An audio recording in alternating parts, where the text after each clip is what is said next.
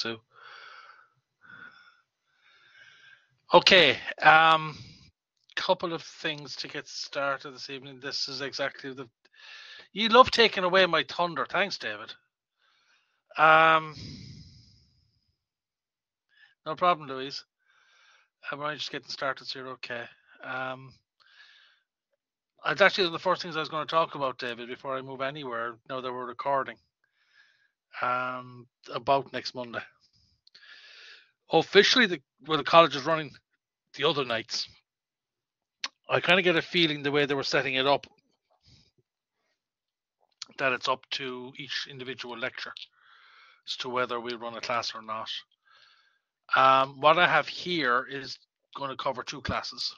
What I have here for this evening is going to cover two classes.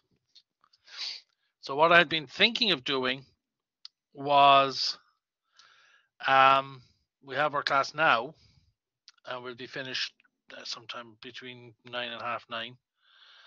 And what I was going to suggest at that point is, at some point during the week, more than likely by the end of the week, I will record the balance of the material from what's ever left over this evening and put it up as a recorded session for Monday. So people who want to listen through a class on Monday can log in, and there will be a pre-recorded session there. And people who want to take a week off and come back to it later on, or a Monday off and come back to it later on, there will be a session there recorded for you. So that's kind of my thought that has been going around in my head for the last week or two since I realized there's a bank holiday coming down the tracks. When I looked at the college schedule, it's not actually, it's blocked out as it's a bank holiday, but it's not actually mentioned as in there's no classes that night. So I'm assuming most classes won't happen.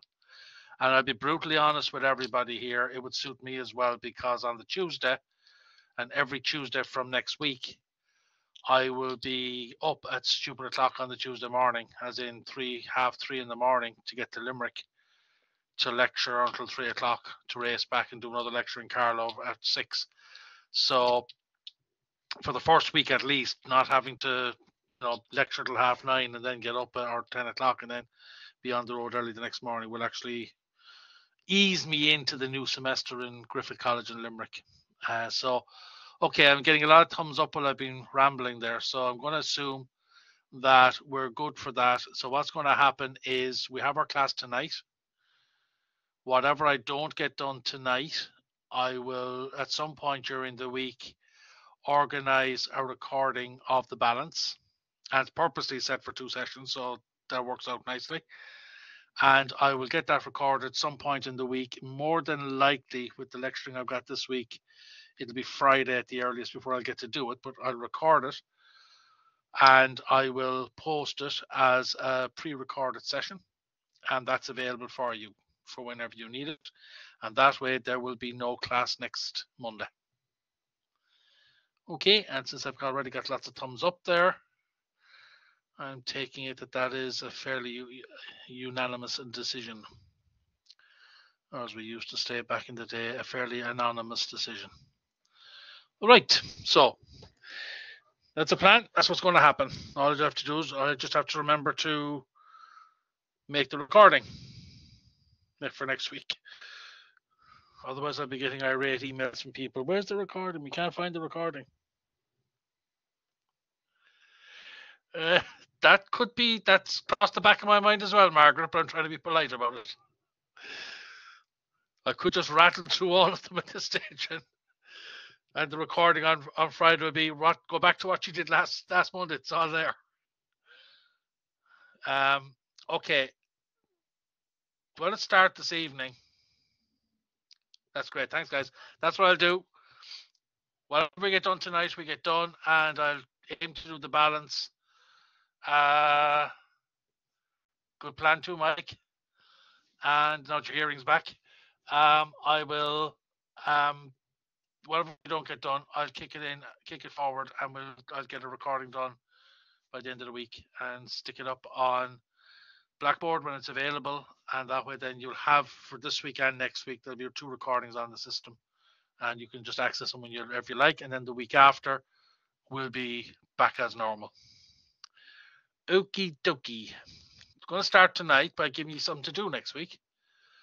And that is, as people were plaguing me last week for it, I am messing when I say that, first assignment. There's 2 assignments in this module, and there's no exam. So the structure of the assignments are fairly straightforward. The first assignment is more theoretical than practical, and the second assignment is more practical than theoretical. That doesn't mean you'll have both in each assignment, but it's just kind of the general focus. So I'm going to spend a little bit of time right now. We are recording. You're going to spend a little bit of time right now at the start of this evening, just having a quick run through. This is live, by the way. The assignment is live on Blackboard. This first assignment is live on Blackboard as of 7 o'clock this evening. So it's all available for you to go and have some fun with whenever. So it's due on 6th of March. It's worth 40%. It's officially classed as a project. The project is an analytical. And it's an individual process. There's no team project on this. So what are we looking to do?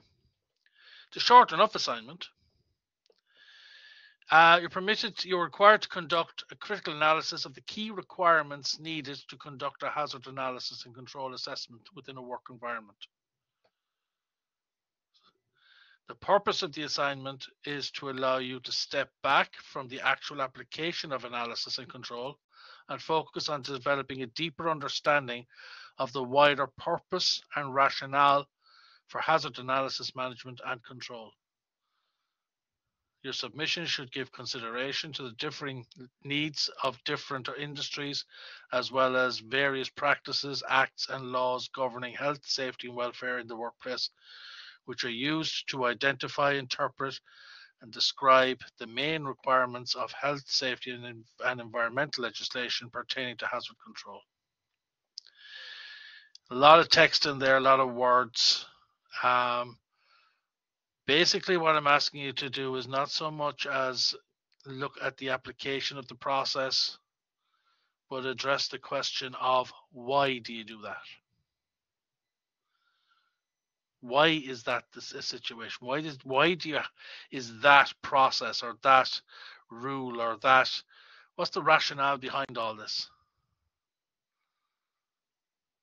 And how does it differ industry to industry? Get yourself a wider understanding of how all this thing fits together.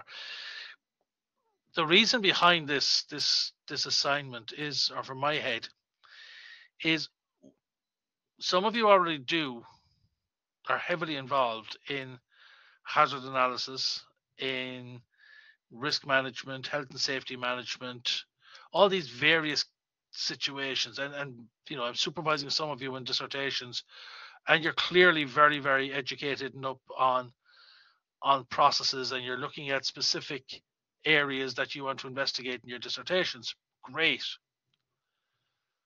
That's all brilliant. But it's easy to get caught up in the actual process of doing these analysis and have this kind of almost robotic approach to doing things. In this assignment, it's only maximum 1,200 words. I want you to step back and see, well, yeah, fine, this is what we do, but why do we do that? So I want to see some evidence of some analysis, some deeper, just deeper involvement, deeper reflection on the process. You'll be quoting the rules and the regulations, but then I want to see some critical analysis as to the depth behind that. Okay. Due 6th of March, 23:59. System closes at that point. 1,200 words maximum. The word count goes from the first word of your introduction to the last word of your conclusion. The word count does not include any cover pages or declarations. Some people put tables of contents in. Although for 1,200 words, it's not really going to be needed. Or your list of references, or any appendices, or images that you put in to the document, they're not included in word count. It's just the text from the first word of your introduction to the last word of your conclusion. That's where your 1,200 words comes in. And just for the reference, how I look at this, Turnitin will give me a total document word count. I look at that total document word count. With a total word count of 1,200 words, including cover note or cover pages, declarations, or anything else that goes in like that, and references and so on, I would be kind of expecting to see a document in or around 15 to 1,700 words. And that kind of takes everything into consideration.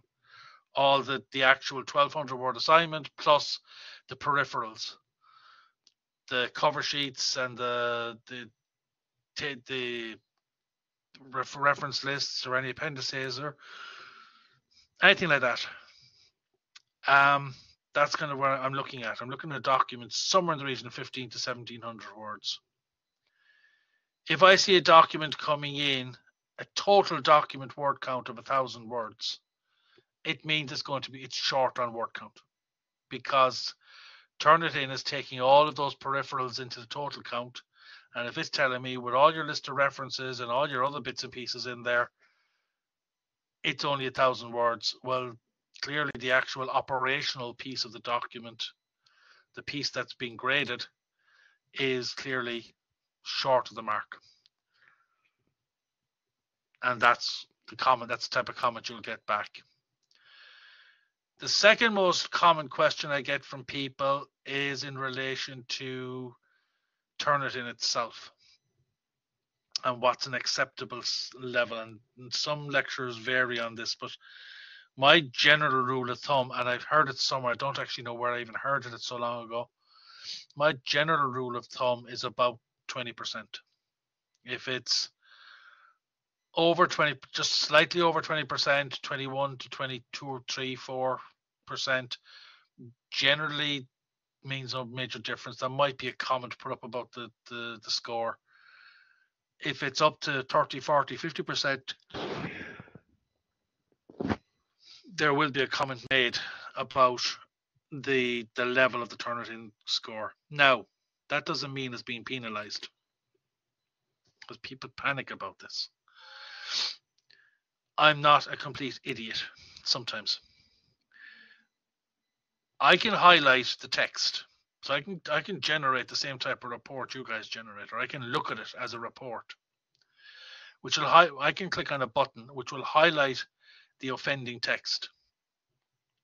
So I scroll down through the document and I look at where Turnitin is highlighting stuff. Now, if it's less than 20%, I generally don't even bother. I might highlight the text, but I don't go scrolling looking for it. If it's a high number, let's just say it's 35%, I will scroll down quickly through the document looking for all these colored highlighted lines or highlighted pieces of text.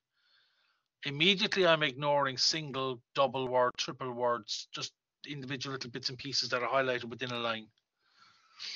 I'm looking for a block of text. I'm looking for 2, 3, 4 lines of highlighted text, because that's you can easily pick up, have the same word. I've seen Turnitin highlight and the as plagiarism.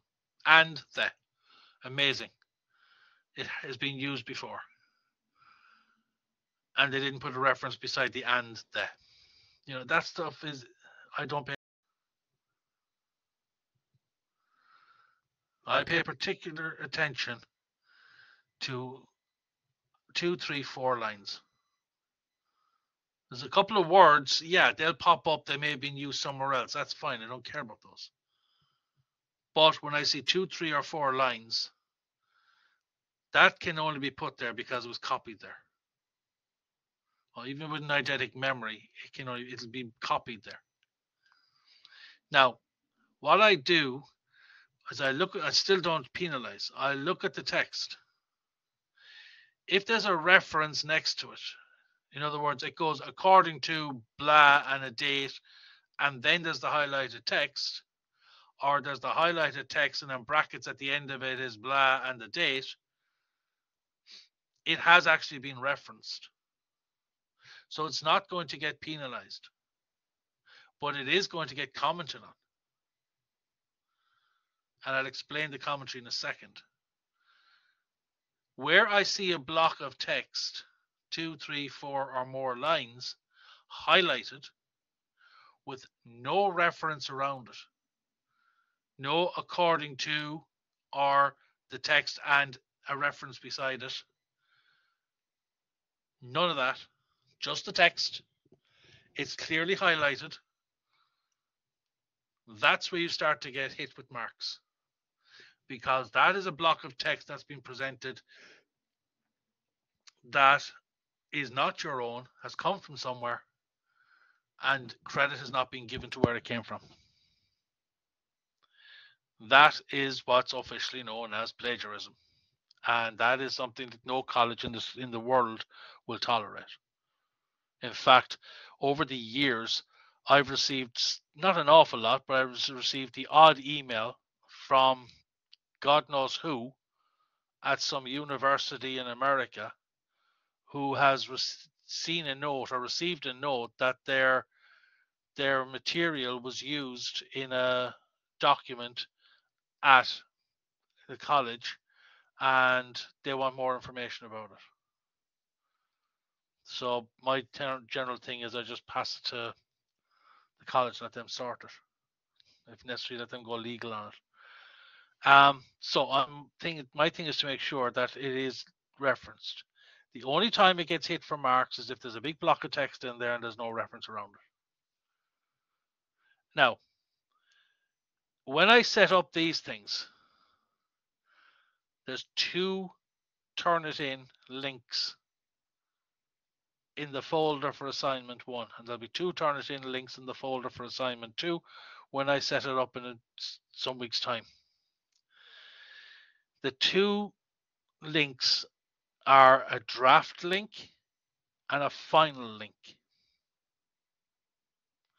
The draft link is only for you. I do not use it. I do not go into it. I do not grade it. I don't even look at it. I've set it up, but that's as much as I've done. I was into it last week sometime setting it up, and that's the one and only time I go into that page. It's not even set up for marking. As in, when I set it up, we are supposed to put in a total marks, how it's supposed to be marked out of, and I put 0. But it's not marked. There's instructions there to say you can resubmit there. I think you can resubmit 3 times a day, 3 times in a 24-hour period. That is there to help you eliminate and find and deal with those blocks of text. It's put in there so that you can test your work before you submit it. And you can take a look at it and say, oh heck, there's a big chunk of text in there. And at the very least, I'd better get a reference beside it. Better than that, I'll rephrase it. I'll put the reference in, but I will rephrase it into my own words.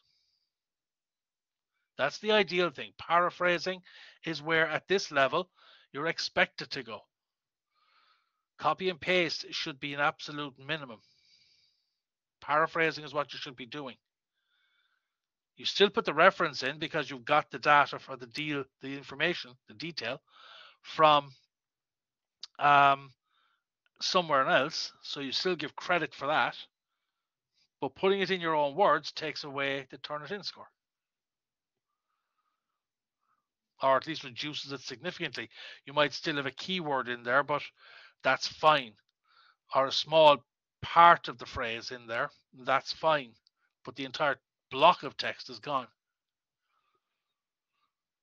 So when I look at the final submission, the submission I'm grading, and I see a block of text, if I see a Turnitin score that's over 20%, you'll probably get a comment that says Turnitin score is a little high, use the draft facility to identify problem areas and deal with them before final submission.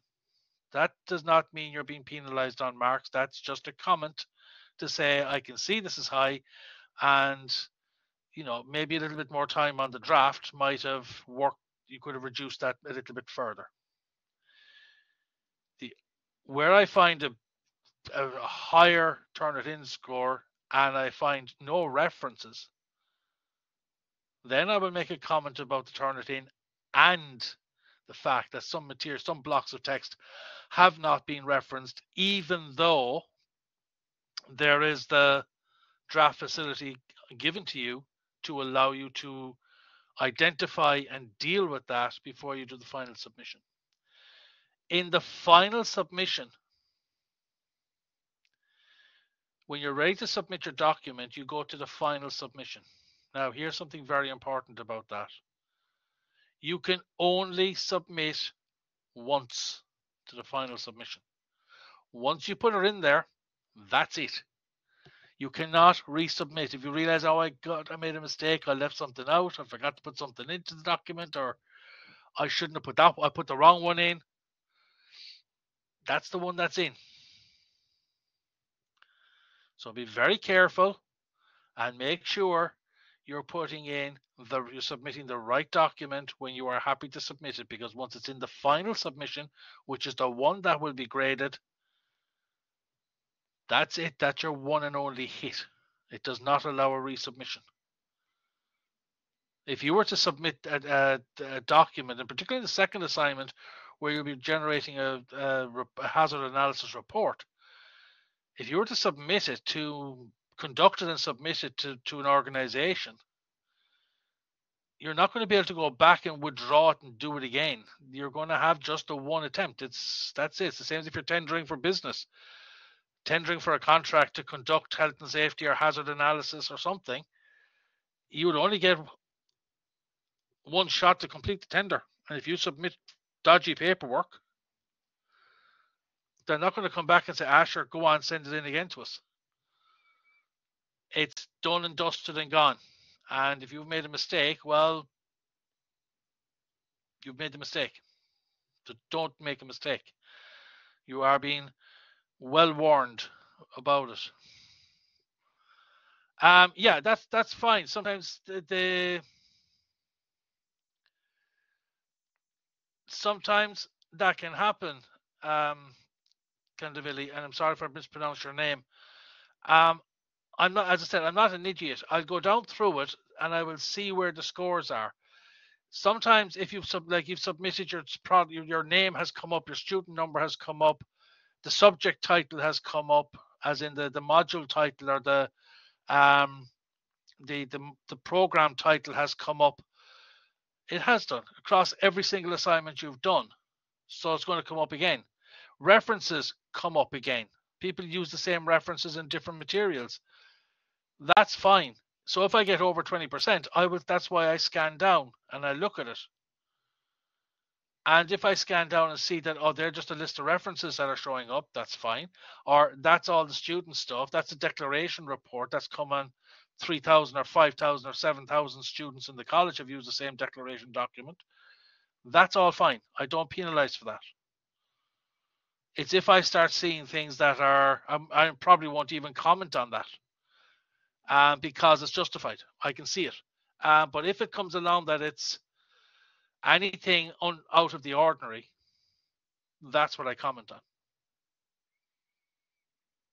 I try not to be a complete dog on the thing. I try to keep an eye on it and be somewhat realistic about the process. But equally, I expect people submitting documents to have at least gone through the exercise of taking a look at the scene. Is there anything in there that needs to be sorted? Your name and common materials that have been submitted to the Institute already, that's fine. And that's another thing I'll see, and you'll see. When you submit into Turnitin, you will get a list of the percentages of where the material is being picked up. And it runs in descending order from the highest percentage to the lowest percentage. Very often the first one and the highest percentage that I would see is submitted to institute. And what that basically means is either you have included it already in an assignment somewhere else, or it's a common document that's used across the institute, like a declaration sheet or a cover sheet or something. So I'm going to take a quick scan down just to make sure there's nothing dodgy in the rest of it. Just to make sure there's, remember, I'm looking for 2, 3, 4 lines of text with no reference. On the assumption that, it's 20% and 12 or 14% is submitted to institute, it's literally going to be a very quick scan down, because I'm going to see the front pages are all highlighted, and I might see the odd bit down through it, and I'll see that maybe some of the references are highlighted. So that's fine. The rest of the text in the middle is largely black text on white background. So it's not going to get I probably won't even mention it. And if it's just over 20% and I mention it, it is more than likely just a mention. It would want to be a fairly serious situation for me to actually take points off for something like that. And if it is, there's a big block of text in there somewhere that has not been referenced, and that's what I'm picking up on. Okay, so don't be afraid of it, but I would advise you use the draft facility before you submit to the final. And by the way, I have the draft facility set up on what's called no repository. And no repository means that when you submit a document, it doesn't save it to turn it in. So the next time you submit the same document, it's not going to be plagiarizing itself because it's already in there. So it's not just screwing up the system and getting a bigger number each time you go in. It's only when you go into the final that it saves it to the system. That's why you can only do it once. So that's the way it's set up. There are 2 turn it in options. Draft, you can play with from when we finish this evening, all the way through to 23:30 on the 6th of March. That's allowing you 30 minutes or 29 minutes to upload to the final, just in case there's any hiccups in the system. After that, I'm not doing it for you. So, any immediate questions? The key thing here is step back from you'll be doing the application bit in a second assignment. This first assignment, ask, what's the purpose? Why do we do it this way? Why is this the process? Why and how is this what works and what we have to do? Get under the skin of it to understand the mechanics rather than the actual practice that you do with the application that you do. And to deepen your knowledge of that. Because I know from my own jobs back over the years that it almost can become robotic. You just get into doing a process, and very often it takes somebody new coming into a job to actually make you stop and think. Because when you have this situation where you're doing you get into this process of just automatically doing things, somebody comes into the job, you're training them in, or they're shadowing you while you're doing your job, and you ask them, okay, why? Or they ask you, okay, why did you do that? Why did you do it that way? Why is this report needed? Why do we have to conduct that audit? Why do we have to walk down there to do that audit? Could we not just do something else, ask a question or ring them or whatever? And very often that's when it pulls you up. And that's what I found over the years when I've had somebody shadowing me. That's when it's pulled me up, because that's when it's made me step back and say, I actually can't answer that question. I don't know why. I've never thought about it. I just did it. It's what I was shown. It's what I took on. That's what I do. I was told it had to be done, but does it? So it's to get you under the mechanics and get back to basics and understand what you have to do and why you have to do it. That's what this assignment is. Good luck with it. I look forward to seeing the thoughts and processes and learning a lot from you guys. And you must also condense it down to 1,200 words. I do not want to see documents of 2.5, 3, 4, 5,000 words coming at me. 1,200, done. Okay. If there's any other questions along the way, throw them up in the chat box and I'll ignore them. I know I don't mean that. I will actually try and give some consideration to them, or maybe slot a bit of time together. Or if they come up, I might try and take a look. Or if they come in over the week, I might try and take a look at answering them. Either I may not get to do them for the session next Monday, but sure, what I'll do in 2 weeks' time when we're back here, I'll open the floor at the start of the session and just maybe give 15, 20 minutes if needed to people. Say, right, any questions or thoughts or comments about the assignment? That'll be in 2 weeks' time, so you'll have had plenty of time to think about it, because I know from now you will all be eating, sleeping, drinking, and thinking about this, and you're going to print it off and have it beside you at the breakfast, dinner, and tea table while you think of it. It'll be on your phone as a screensaver, on your computer as a screensaver, on your desk at work. It'll just literally be everywhere. Up on the windscreen of the car. It'll always be there, so you'll be thinking and asking and talking about it all the way along. I just know that way things work, Gary. I mean, that's the way I would do things too. I'm still working on programming my wife to actually, start asking me about it and start quizzing me on it, and keep reciting give her the script, give her the breakdown, ask her to keep reading it out in the background, so it's kind of constantly droning in the back of my head. Even record it and have it under your pillow, so it's constantly playing all night. So you're always thinking about it. Yeah. And no, I'm not paying your psychologist bills while you go for some sort of remedial attention.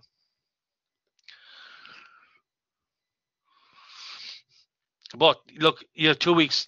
Take this week and next week to kind of get initial thoughts about it. Kind of what type of way can you approach this, and maybe in 2 weeks' time we'll open it up.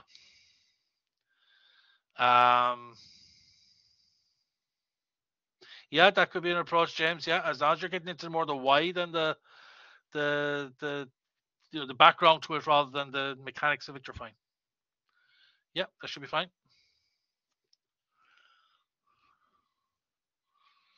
Right. We've talked about risk in the past, and you guys are all expert at this. I always feel when come into this class that I'm the one who should be attending to the class. You guys should be the lecturing, not the other way around, because this is your bread and this is your bread and butter. This is the type of stuff you deal with. And speaking with some of you who I'm supervising for dissertations, and reading your proposals and things, it's very clear you guys are this is your bread and butter. So hopefully, as I've said at the very start of this should be an easy module for you guys. Hopefully I'm not too controversial if I put anything out there that's off the wall. So risks are things we deal with all the time, and whether we're on hazard analysis or whether we're in just general health and safety, we're looking at risk. We're looking at what are the things that can go wrong.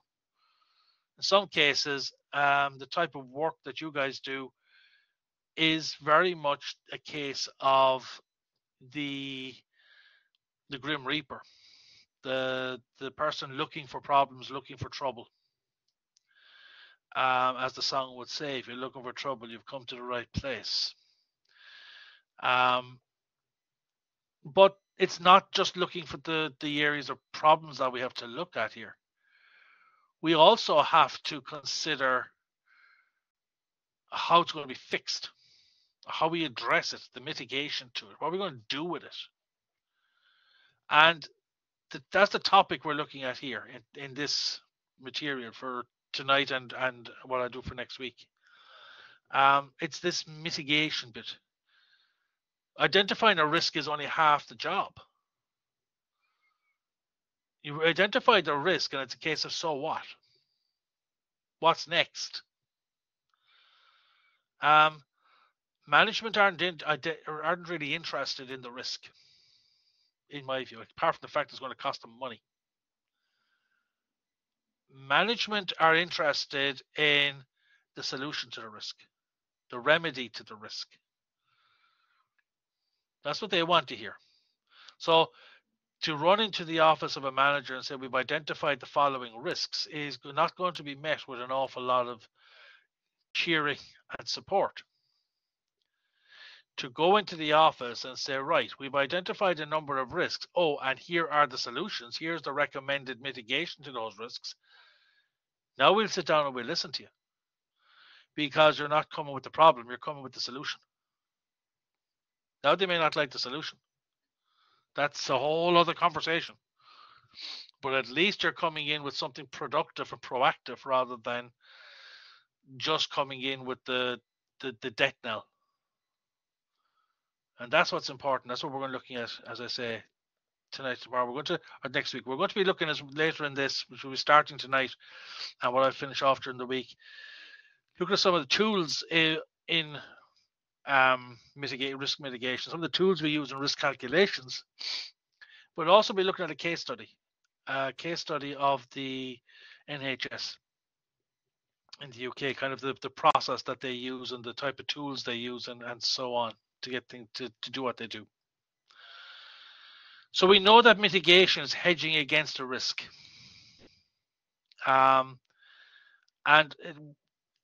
we're trying, if we don't have some sort of prevention, some sort of cure built in, a lack of mitigation or mitigating tactics is a risk. We also know that when it comes to risk management, we have a couple of options. We have the option to mitigate it, to do something to actually address the risk before it becomes a risk. Or we can transfer it to somebody else. So let a supplier take over the responsibility, or let the customer take full responsibility for it.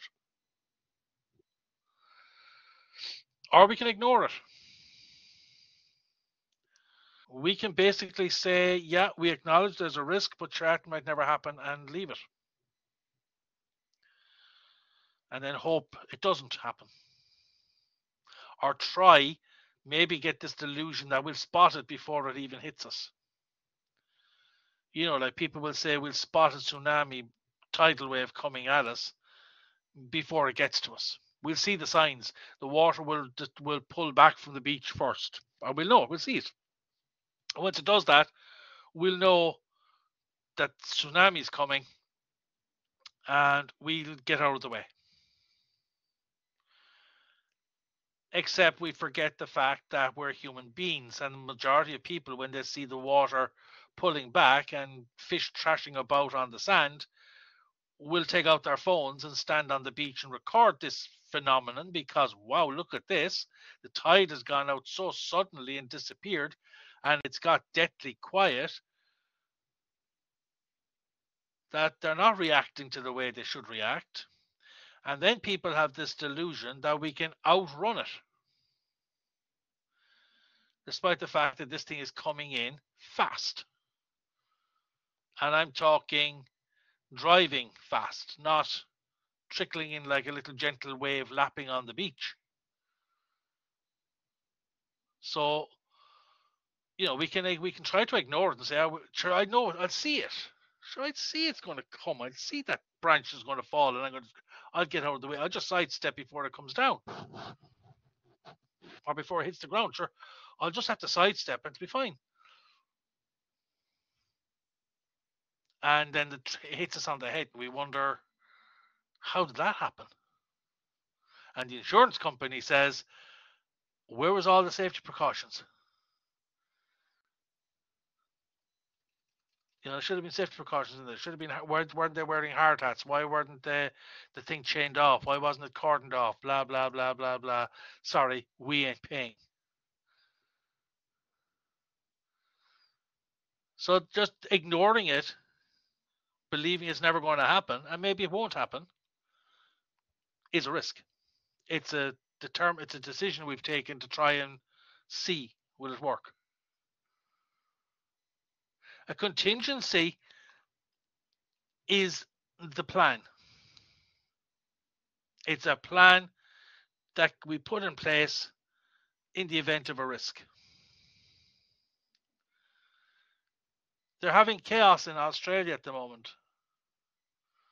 My daughter's an hour and a half from Auckland. She's an hour and a half north of Auckland. They're having chaos all over New Zealand at the moment with the weather. They've had the entire summer quantity of rainfall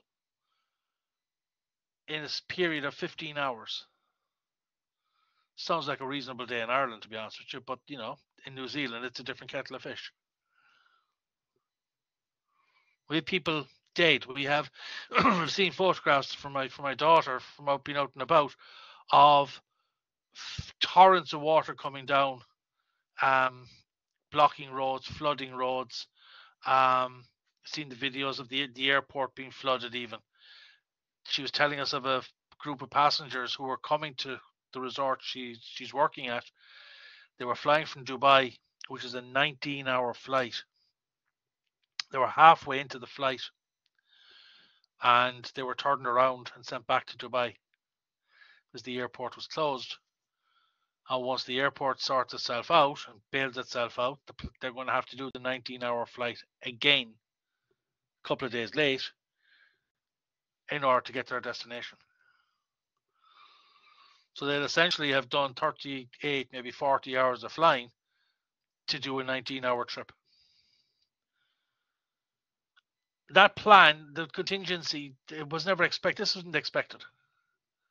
That level of flooding wasn't expected. That level of a disaster situation wasn't expected. Houses being lifted and moved wasn't expected. Landslides. Again, as I said, my daughter, apart from the flood, she showed pictures of half roads gone and just landslides down onto rock slides onto roads. She has luckily been fine where she is, and she was lucky enough to have 2 days off over the weekend, so she didn't have to go outside the front door. So it was okay. And because where she's working is a 5-star golf resort, all the tee times were cancelled. Nobody could travel in to play golf. And if they were, they certainly weren't going out in that rain. So they had contingency plans for people trying to get in. They had contingency plans for when staff couldn't get in. Some staff live in towns nearby and couldn't get in because of flooding. But it cleared very quickly in that area. And it's this certain things we can't put a plan for. But where possible, we're supposed to look at the operation, and we're supposed to see what are the potential and the known risks associated with what we're doing here. The old picture of the person sitting up on the branch sawing the branch they're sitting on. There's a certain amount of a Darwin award that can happen with some of these things. You see pictures on social media of people standing on a ladder which is very precariously supported over a large drop.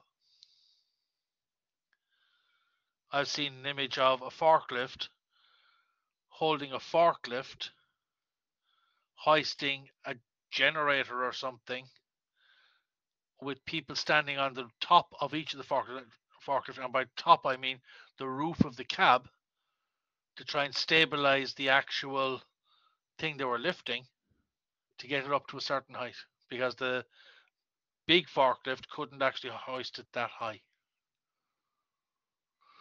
So you have two forklifts, one on the forks of the other.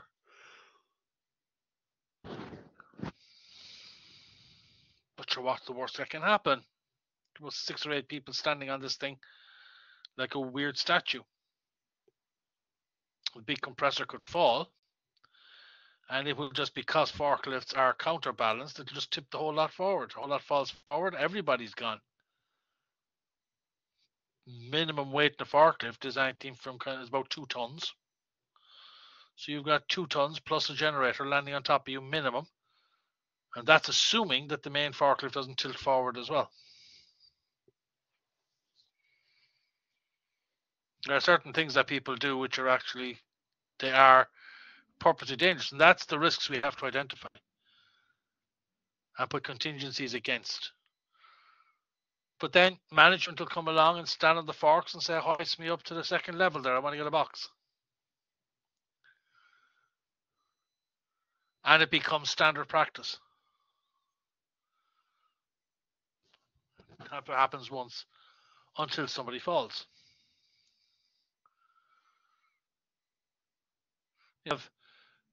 Every year we hear of accidents in agriculture, of farmers being killed by machines or falling into slurry or being trampled by their own livestock, whatever. It's not as if all these devices and machines and livestock is the first time dealing with them. It's not as if they've just come up with the idea of we should wrangle cattle and use them for food. This has been going on for thousands of years. We still haven't learned how to handle them. Or we get complacent. We get careless. We jump out of the car to open the gate and forget to put the handbrake on. If we're lucky, the slope is away from us. So the car will roll away from us and crash into something across the road, maybe another car. So it's just an insurance claim. If we're unlucky, we'll hop out of the car to open the gate and the car will roll towards us and pin us to the gate and kill us.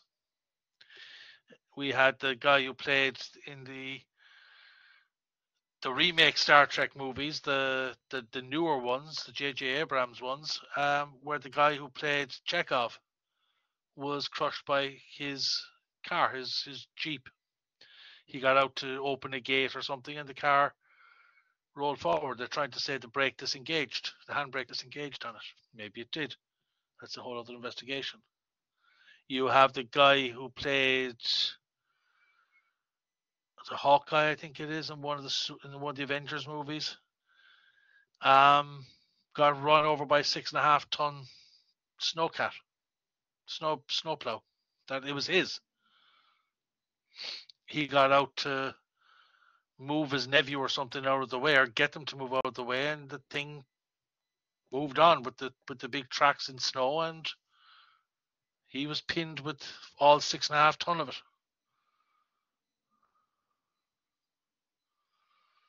It's you're going to know these things. If that thing hits me or goes over my foot, I'm going to know about it. So I know the risk, and the risk one is don't leave the machine running. I drove forklifts for a while, and I know the rules that when you stop it, you put the forks on the ground, tilt it down, and you handbrake on, turn off the power, and take out the key. If I park a car on a hill, turn the wheels towards the curb. If I'm facing down a hill, turn them towards the curb. If I'm facing up a hill, turn them away from the curb, as if I'm pulling out. So that if the car rolls, if it goes down the hill backwards, it'll roll backwards, which means that it'll reverse, the front wheels will reverse it into the curb. And if it's pointing down the hill, turn the wheel towards the curb. So if it goes to roll forward, it'll roll in to the curb. Certain things we know about, but a lot of stuff we don't. We don't seem to think about. We get complacent. We just park. We just do stuff because we're in a hurry. We don't even put the contingencies in place. Building sites, you're supposed to wear hard hats, high vis, harnesses. You're supposed to only lift certain amounts. But if I lift only one bag at a time, I'm going to be up and down that damn ladder all day. So if I take 2 bags, I can easily take 2 bags. I'm strong. I'll take 2 bags and it'll be grand. So it'll half the length of trips I've got to do. Which means my throughput will be done well, which means the foreman will be delighted with me. We can explain it away whatever we like, but we still have to look at these things and put plans in place and contingencies in place. So type of things that we look at in supply, just as an example, as one example, if we look at supply chain, which is something that happens across a whole multiple of Every business has a supply chain, so we can even mitigate risks in that. The current situation where supply is uncertain, well, we carry more stock. That way, I'm sure I have the stock. Not going to run out.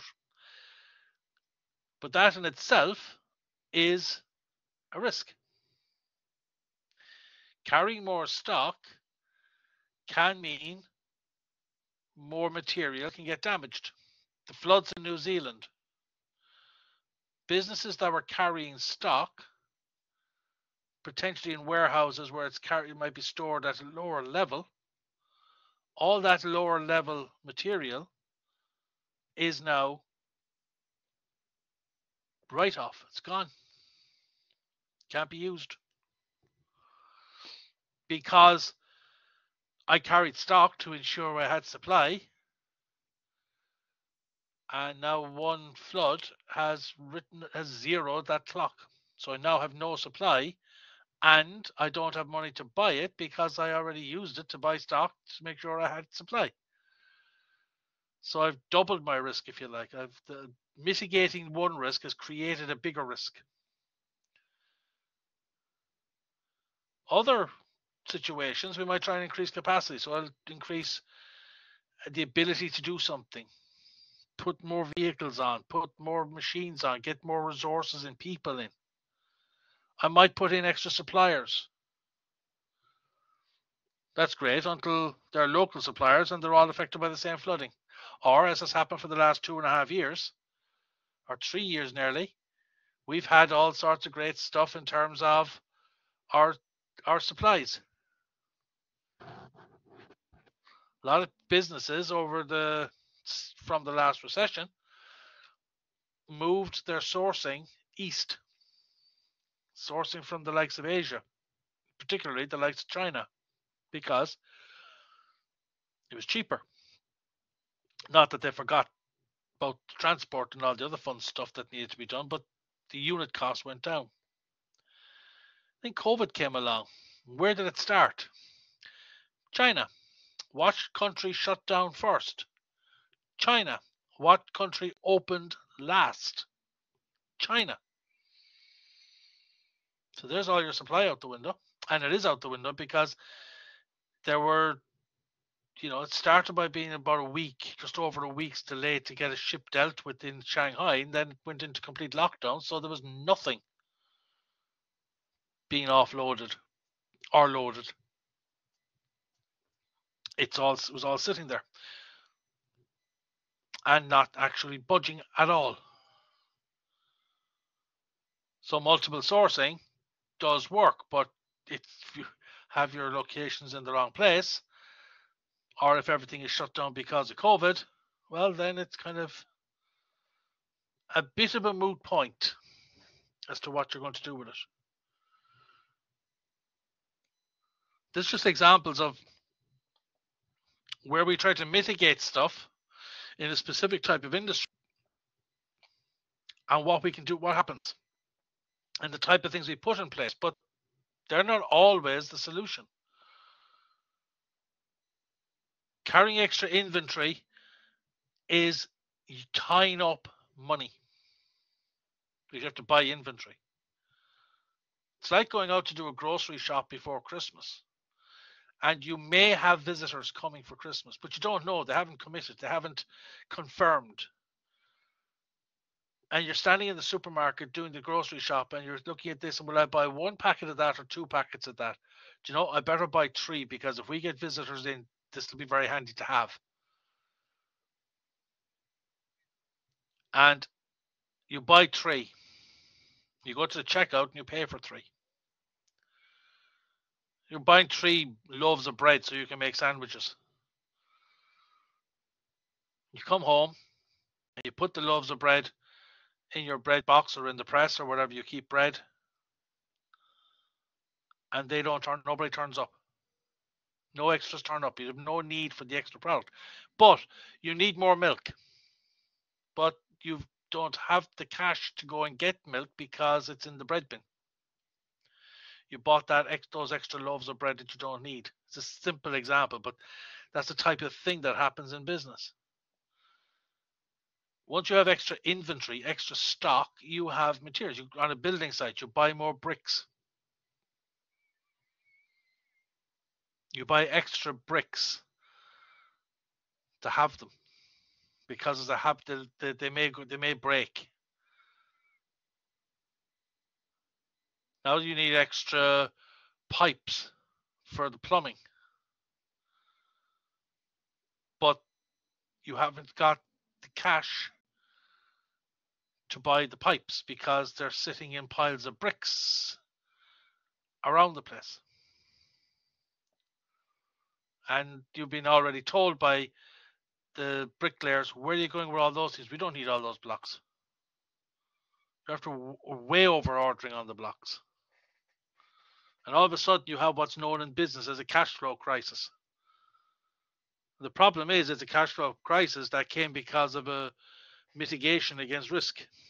It's project management. Yeah, it's bad management of the project overall, but it's also overcompensating for the potential risks that the project manager identified.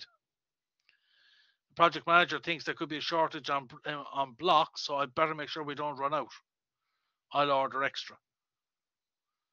Or piping or cement or gravel or sand or whatever. I'll order extra. The problem when you go for a route like that, it is a mitigation against a specific problem. The thing I'm trying to, I suppose the message I'm putting out here is we have to be careful that our mitigations aren't actually causing another problem. So there's a double hit here. If I do nothing, I'm creating a risk because I'm ignoring the risk. If I do something, I could be creating a different risk. Now, it's up to a project manager to actually try and stay on top of that. It's up to a risk manager to also not just make a sweeping decision. Here's how we're going to resolve the situation. We've got to be able to, I suppose the nearest I'll put to it, it's like being blindfolded trying to play 4D chess. If anybody's not familiar with 4D chess, it's chess, but it's at multiple levels. All these small little tables over multiple layers, and you're trying to play vertically and horizontally and angled in every sort of which way but loose. It's that type of thing. You're trying to pat your head and rub your stomach at the same time while hopping up and down on your left foot. It is difficult. But that's what we do. That's what makes our business tick. That actually is what makes it fun. And all the while being compliant with the legislations and the various rules and regulations and charters and other things that you have to be careful with, that you have to have in the back of your head. Now, the example again, here's the inventory one. Putting safety stocks compensate for unusual demand or supply. That's what companies do. We carry extra stock, or we carry because we think the demand's going to go up.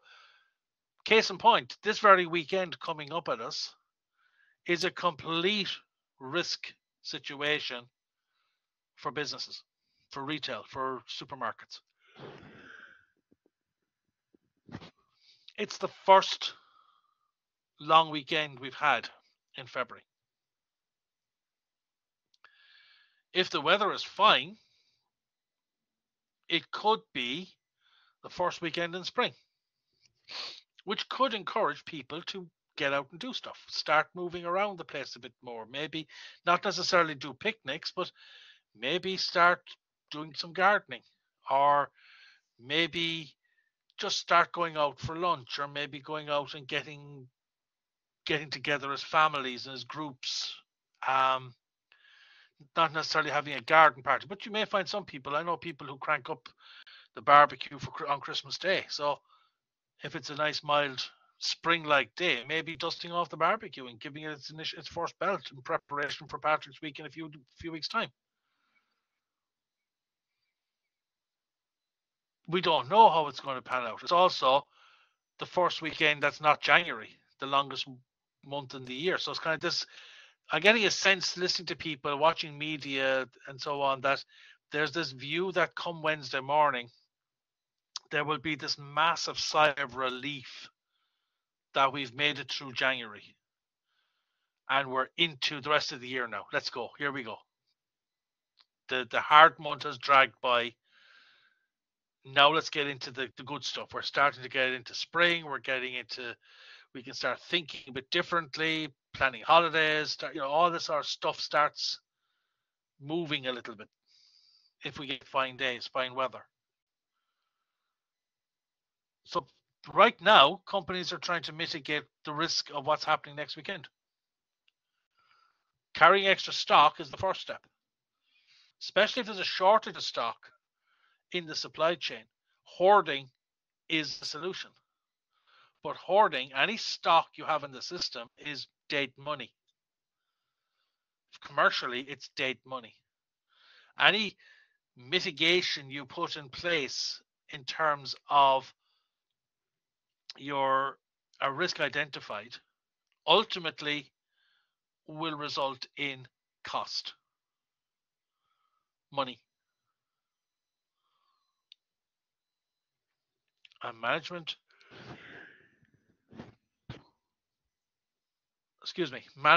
doesn't like hoarding or spending money. That's what we're up against. This is what project management, supply management, just general management will be up against in business. So it's not enough just to identify the problem. We also have to have a knowledge of cause and effect, and we have to have a knowledge of how to resolve the issue in the best commercial way. And we can't say, well, yeah, health and safety manager, risk manager, it's not their job to have the commercial sense. It is. Have to understand the knock-on effect of what is suggested or recommended. Let's get rid of this. Let's do that. A sweeping decision or a sweeping thing because the legislation says so. Then it's easy to fall behind the book. But the reality of business is different.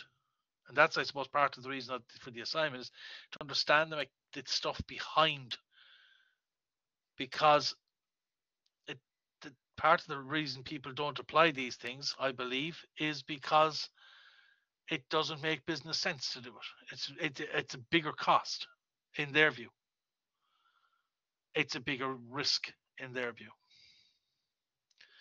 And that's what they're up against. So what we do is we model. So we start looking at two cycles there. There's a tactical cycle and the operational cycle. And the tactical cycle, we basically look at identifying the risk, prioritizing the risks, measuring the risks. But down into the actual operational, we analyze, we look at taking steps to reduce the risks. We find ways of controlling them. Then we come back up into the tactical again, where we start looking back at the identification and the measurement and prioritization. And we take the next item of priority and we drill back down through that. We analyze it, we reduce it, we control it, and back up again. And that's not just for supply chain as this list here. It's for all risk. We should have a process like this. Constantly questioning. And the beauty of this cyclical process is once we've identified and dealt with and controlled a specific risk, we're almost going back up on that long upward right-hand curve. We're almost in that big curve asking, so what? Which is the order extra materials, order extra stock, order extra inventory, have it there. Great, that resolves, that controls that risk. So what's next? What does that also mean? Well, now that we have it, we have insurance, storage, all these other issues that are both cost related and risk related. If the product doesn't sell, we're going to be stuck. If the product does sell, great, we got out of it. If the product goes exceptionally well, then we took all this process, we took all this control, we alleviated it, we were still had higher demand, so we didn't actually deal with it properly. And all management to look at it and say, why didn't you order more? How could you let us run out of stock? Well, we did a risk analysis and we thought that would be the best thing to do. That we took the best step we could take. Yeah, but that didn't work out now, did it? No, so your risk analysis was a load of rubbish, wasn't it? Well, no, not really, but no, well, it didn't work out, did it? And we'll see where that conversation ends up. It's like when I talk about purchasing managers, and when talking about purchasing operations to people, it's very similar. Risk management is a very similar philosophy. And it's basically, you're damned if you do and you're damned if you don't. If you put controls in place, you're being overcautious. It'll never happen. I don't know why. I don't know why you put all that stuff in. Sure, never happened. I don't know why I have to wear my seatbelt every time in the car. Sure, I've never had a crash.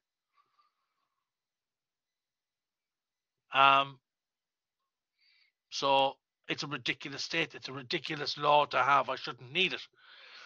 Or when I had if I had a crash, if I didn't have the seatbelt, I'd be able to get out of the car faster. The seatbelt was a hazard and held me in. So I'm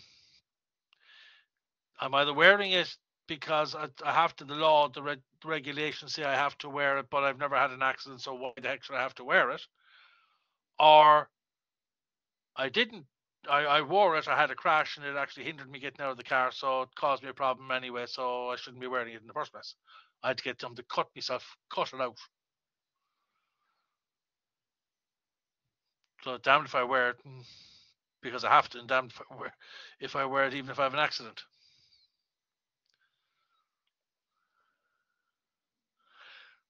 So we'll take a look at a risk assessment advisor report presentation this guy made, and he made it on behalf of the NHS. I found this online some time ago. I thought it might come in handy here. The link is down there below. First question is, why do accidents happen? Poor donkey. Unfortunately, it's not so much a comedy. That's what actually happens with them. It's because we don't plan it properly. We don't conduct the relevant assessments. And things will go wrong. We overload something. We push beyond safe operating limits. We take shortcuts. Lazy man's load, for example, is an example. Overcarry things or carry too much. Just a series of unfortunate events. Exactly, Mike. No such thing as an accident. And as a health and safety guy I used to work with told me the same years ago. It took me a while to actually realize that he was telling the truth. But I remember saying it to a group of people later involved in health and safety, and they disagreed with me. They said, of course, there's things as accidents. They obviously never read Voltaire. It's this ambivalence, this ignorance, this just complacency in relation to potential issues. It's this drive to get stuff done faster than we should, which overloads things, and not seeing or hearing or thinking about the not having a comprehension of the consequences if something goes wrong. You know, remember a colleague when I was driving buses in Cork, a colleague went out one night to do it, and luckily it was a short run. Picking up, there was a couple of buses sent out to do a pickup in one part of Cork City to drop to Blackrock Castle in another part of Cork City. and they turned up, and it was a UCC outing.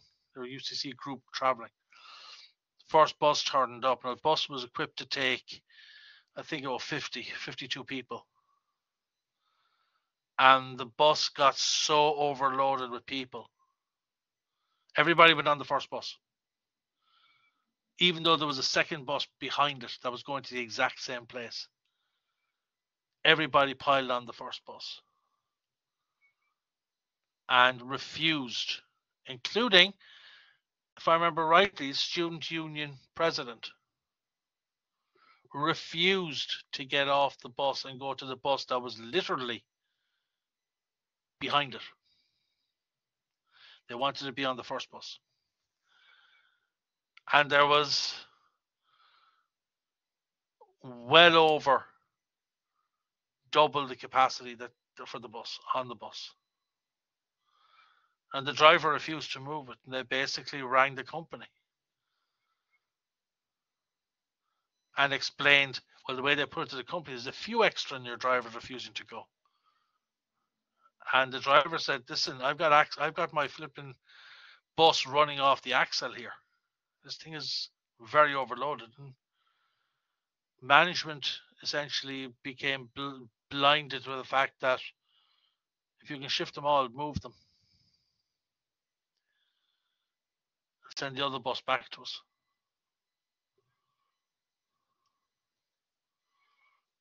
Because they were able to charge the college with 2 buses and only use 1. So it saved them fuel and running a wear and tear on a bus, increased the wear and tear on the other bus. It was absolutely ridiculous. I've seen and heard of drivers in the past when something like that happens, just literally parking the bus, taking the keys out of the ignition and walking out of the bus, refusing to drive. But this guy got it from both sides. This driver, it wasn't me, thankfully, he got it from both sides. He got the owner of the company yelling at him to do the job, and he got the UCC student union president screaming at him to do the job, and he's kind of stuck in the middle on health and safety grounds and talking about the risk, and if he has to hit the brakes, that he's going to have 50 people going straight through the windscreen, didn't resonate. So these unforeseen events, the driver could foresee the events, but nobody else was able to foresee them. They all thought it's grand. Just take it, the traditional words, take it handy.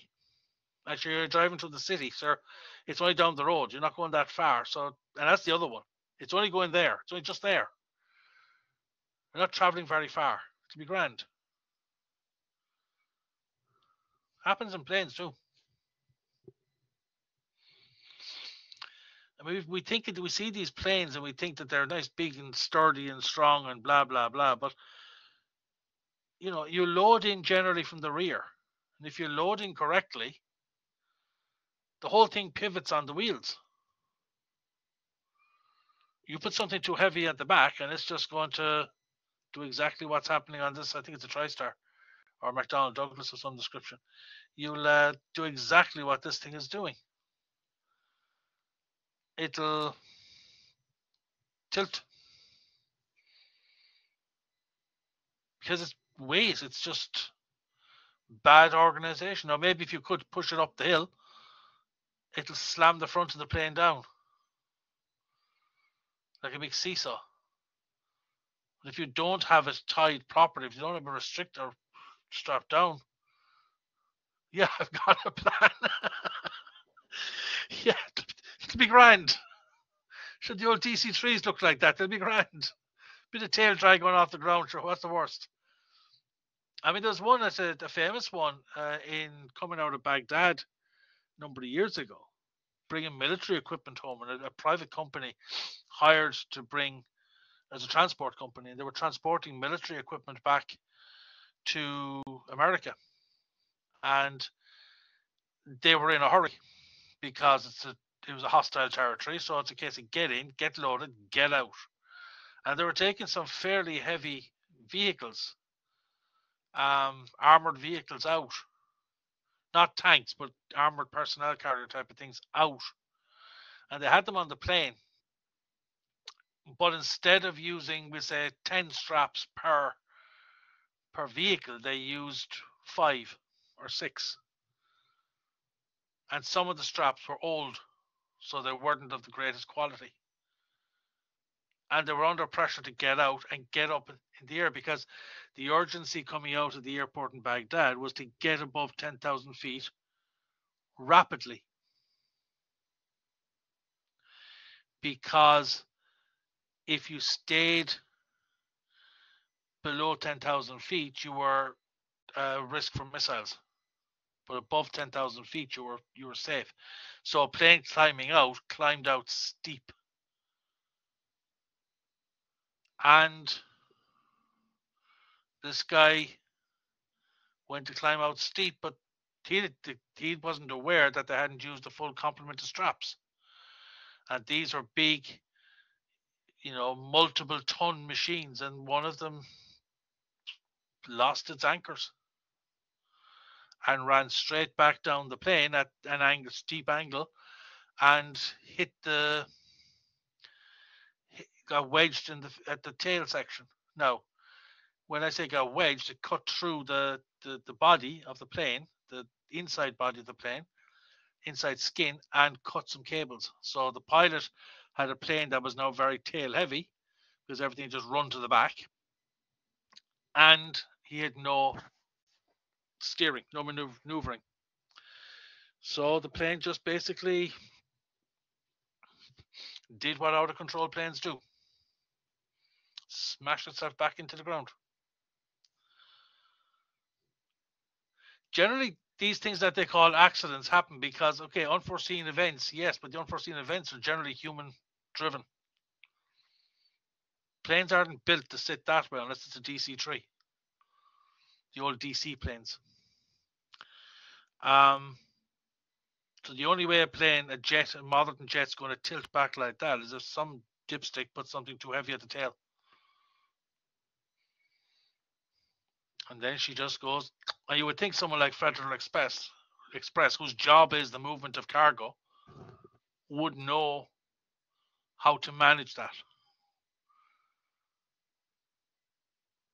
A lot of these planes have multiple loading areas. They don't all go in at the back. They may have a couple of other places they can put it. So putting it up between the sets of wheels would be a better place to load it if possible. Or putting all the stuff up there first. Load masters, people who are experts. Where's the loadman in this situation? Either someone very junior doesn't know what they're doing, a load master who's experienced but under pressure and told, just get it on the plane quickly.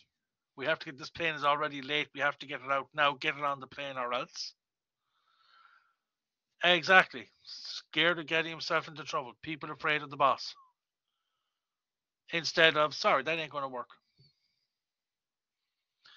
People seem to forget the fact that if you were to tell a boss, no, that's not going on here in the plane, because if I do, you're going to have the tail of that plane on the ground. What's the boss going to do? Threaten to fire you? If they fired you, that's wrongful dismissal.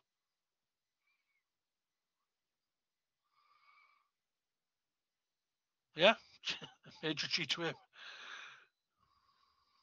Major, right where it hurts. But we seem to be terrified in these situations of what management will say to us. Even though we know in our hearts we are right, we seem to be afraid to take it up with management on the grounds that it might cost us our jobs, despite the fact that it can't cost you your job. Because if anything happens, or maybe there's other different laws in different countries, but I know here, if a manager fires you for something that's unsafe practice, you've got them for wrongful dismissal. Now, if that hits the media, that hits Joe Duffy or social media, your company reputation is toast. And you better have a fairly good bank account, because you'll be paying an awful lot of money to the nice people you've just fired. Trevor.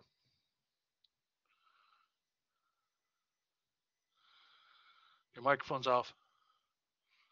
Or the cat ran across the keyboard and hit the raise hand button. Sorry, that was me. Sorry, apologies. No problem, it's all right. So I'll just lower that. Okay, cool. So this whole presentation is around patient safety, but it's still apt. It's risk assessment within a hospital environment, so it's the same basic idea. And I love this image about how the incidents, like patient safety incident, can happen that target at the right hand side of the image. It's all these levels, all these processes there has to be this perfect alignment, and the alignment of the planets almost, to allow this perfect shot. So our organization processes and deficiencies, the pieces we didn't cover off, that lets it slip through, the cracks that allow us slip through.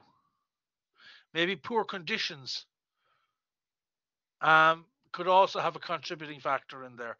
Unsafe acts or active failures. All the defenses we put in place have a weak spot. The person who's responsible wasn't paying attention that day, or was away, was ill. With COVID right now, we have huge issues with staffing in various organizations. They just can't get the people. There are restaurants and bars and whatever closing for several days a week because they can't get the staff to man them safely. There are fire services. Most of our fire service outside, especially outside Dublin, are outside the cities, are what are known as retained firefighters. So they're part-timers. So they don't actually work full-time with the fire service. They get a stipend, a fee for being part of the process, but they're on a pager system. So, and I've been by a friend of mine who's in the ambulance service of situations where he's from Carlow had to respond to emergency services because there was nobody in Offaly to respond. So he had to, himself and his team had to drive to Offaly to respond to an incident, which is part of the delay we have in response times.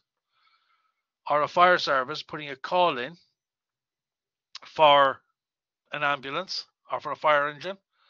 Somebody's house is on fire. They put out the call to the local station. That sets off the pagers to the local retained officers. They need whatever, 5 firefighters to go out in the fire truck.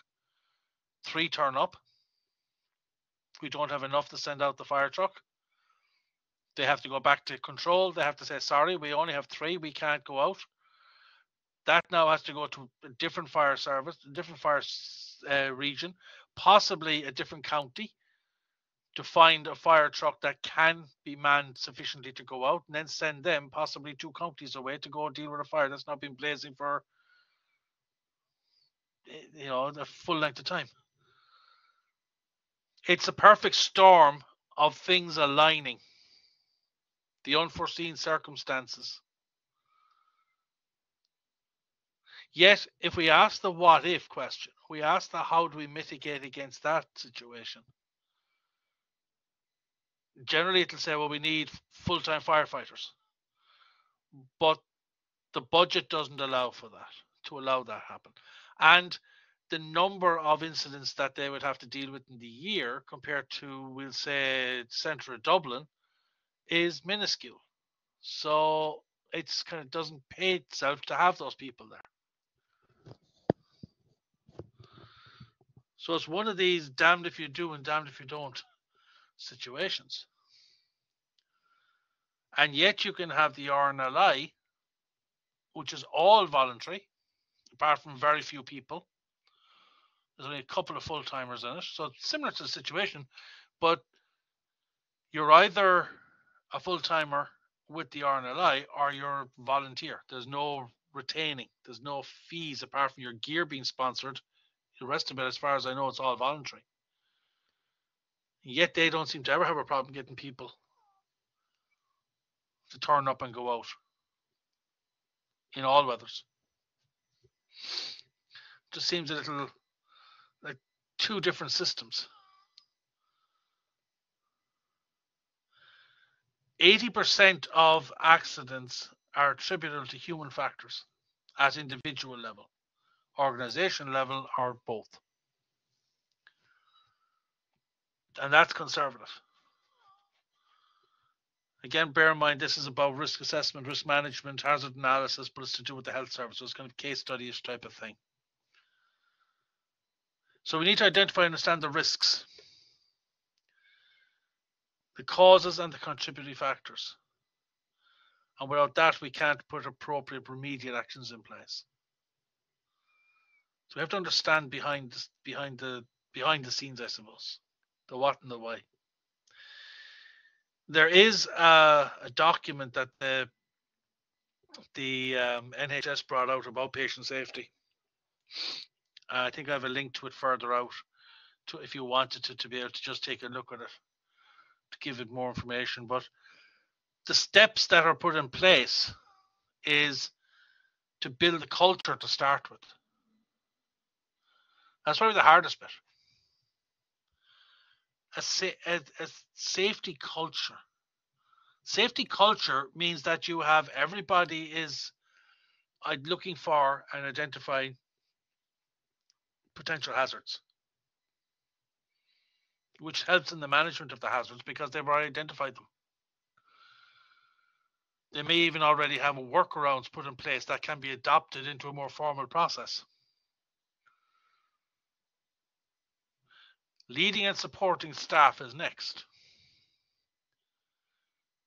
It should never just be a diktat from management and that's it. They kind of wash their hands and thanks very much, we've done our bit. It should be a lot more engaged, two-way process, involvement and listening to staff. The experts in this field, the experts in hazard identification, is going to always be the staff. Why? Because they're the ones in the middle of it. They're the ones who slipped on that floor the last time it was wet. They're the ones who keep falling over that whatever, that cable, or banging their head on that low bracket. They're the ones who are short-circuiting a system by killing that warning, that alarm bell, because it's annoying. Staff are your experts. Management should be listening to those and then leading them to deal with the issues. In manufacturing, world-class manufacturing, Toyota will broadcast the fact that they don't do anything. They only do one thing different to any other manufacturer in the world, and that is they empower their staff. They don't use fancy different machines. They don't use anything voodoo in the system to make cars faster or better or whatever. They are efficient, and their efficiency comes from the people doing the job. And somebody said to me once, I may have said it in the past, if I'm repeating myself, I apologize. If you want to find the best way to do something, find the laziest person. The laziest person who's doing it. Because a lazy person will not want to do it again. So they will do it right first time, but they also won't break a sweat doing it. So they will work out the most efficient way to do it so that it's done right, done safely, and they won't have to redo it. And so there's a certain logic in that. Because there is somebody on every team who just has this thing nailed and won't break a sweat doing it. They just Get it done right, get it done first time, never an issue, and they have found the safest way to do it. Once you have that initial 2 steps done, you start integrating the activity, the risk assessment or the hazard assessment activities. You integrate it into practice.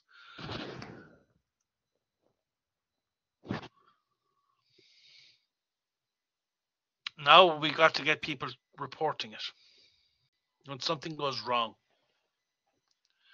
ISO requires people to report, record, and deal with any issues that arise, quality or operational.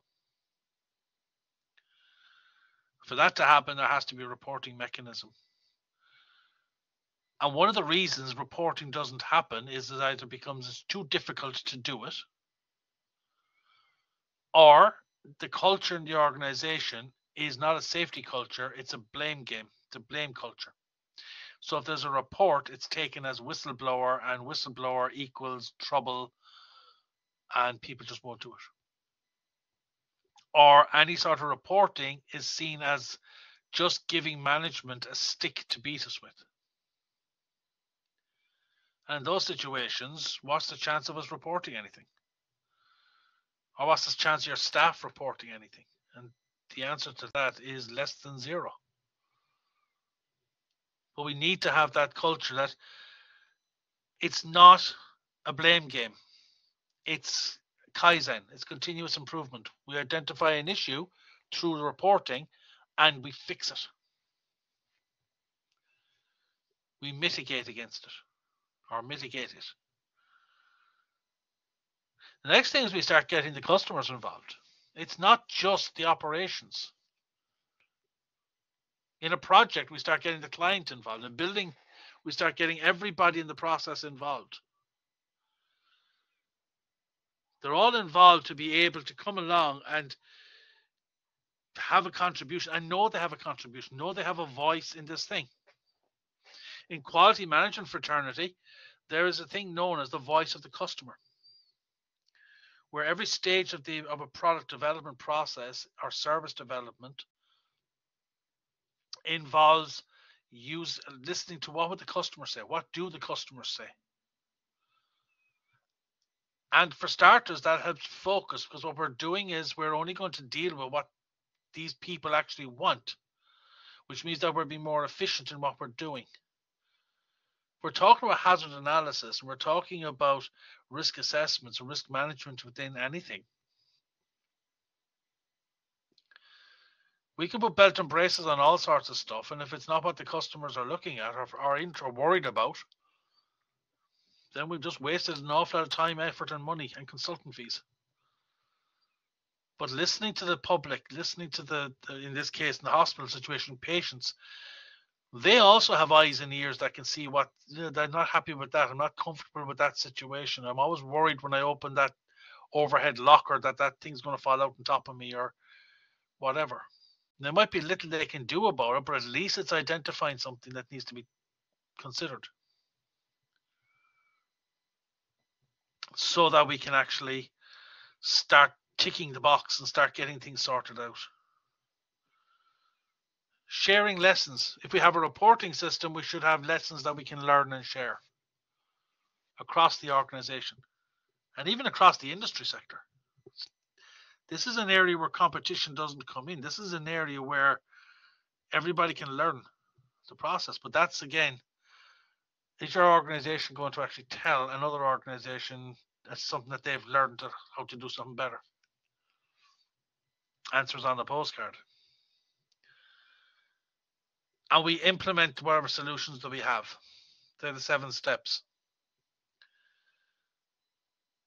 If we look at this third one, the one that was highlighted, the integrated risk management side of it, all management functions and information must be incorporated in this situation. Again, we're focusing on, as an example, the hospital. Yeah, Margaret, we can stop now. 22. Stop now, we'll say, for 10 minutes. Let people grab a cup of tea, coffee, something stronger. It's after 5 o'clock somewhere.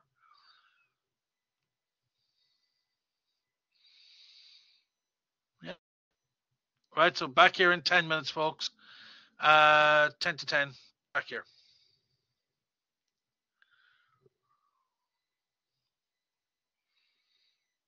If I have nose back, James, you won't hear me.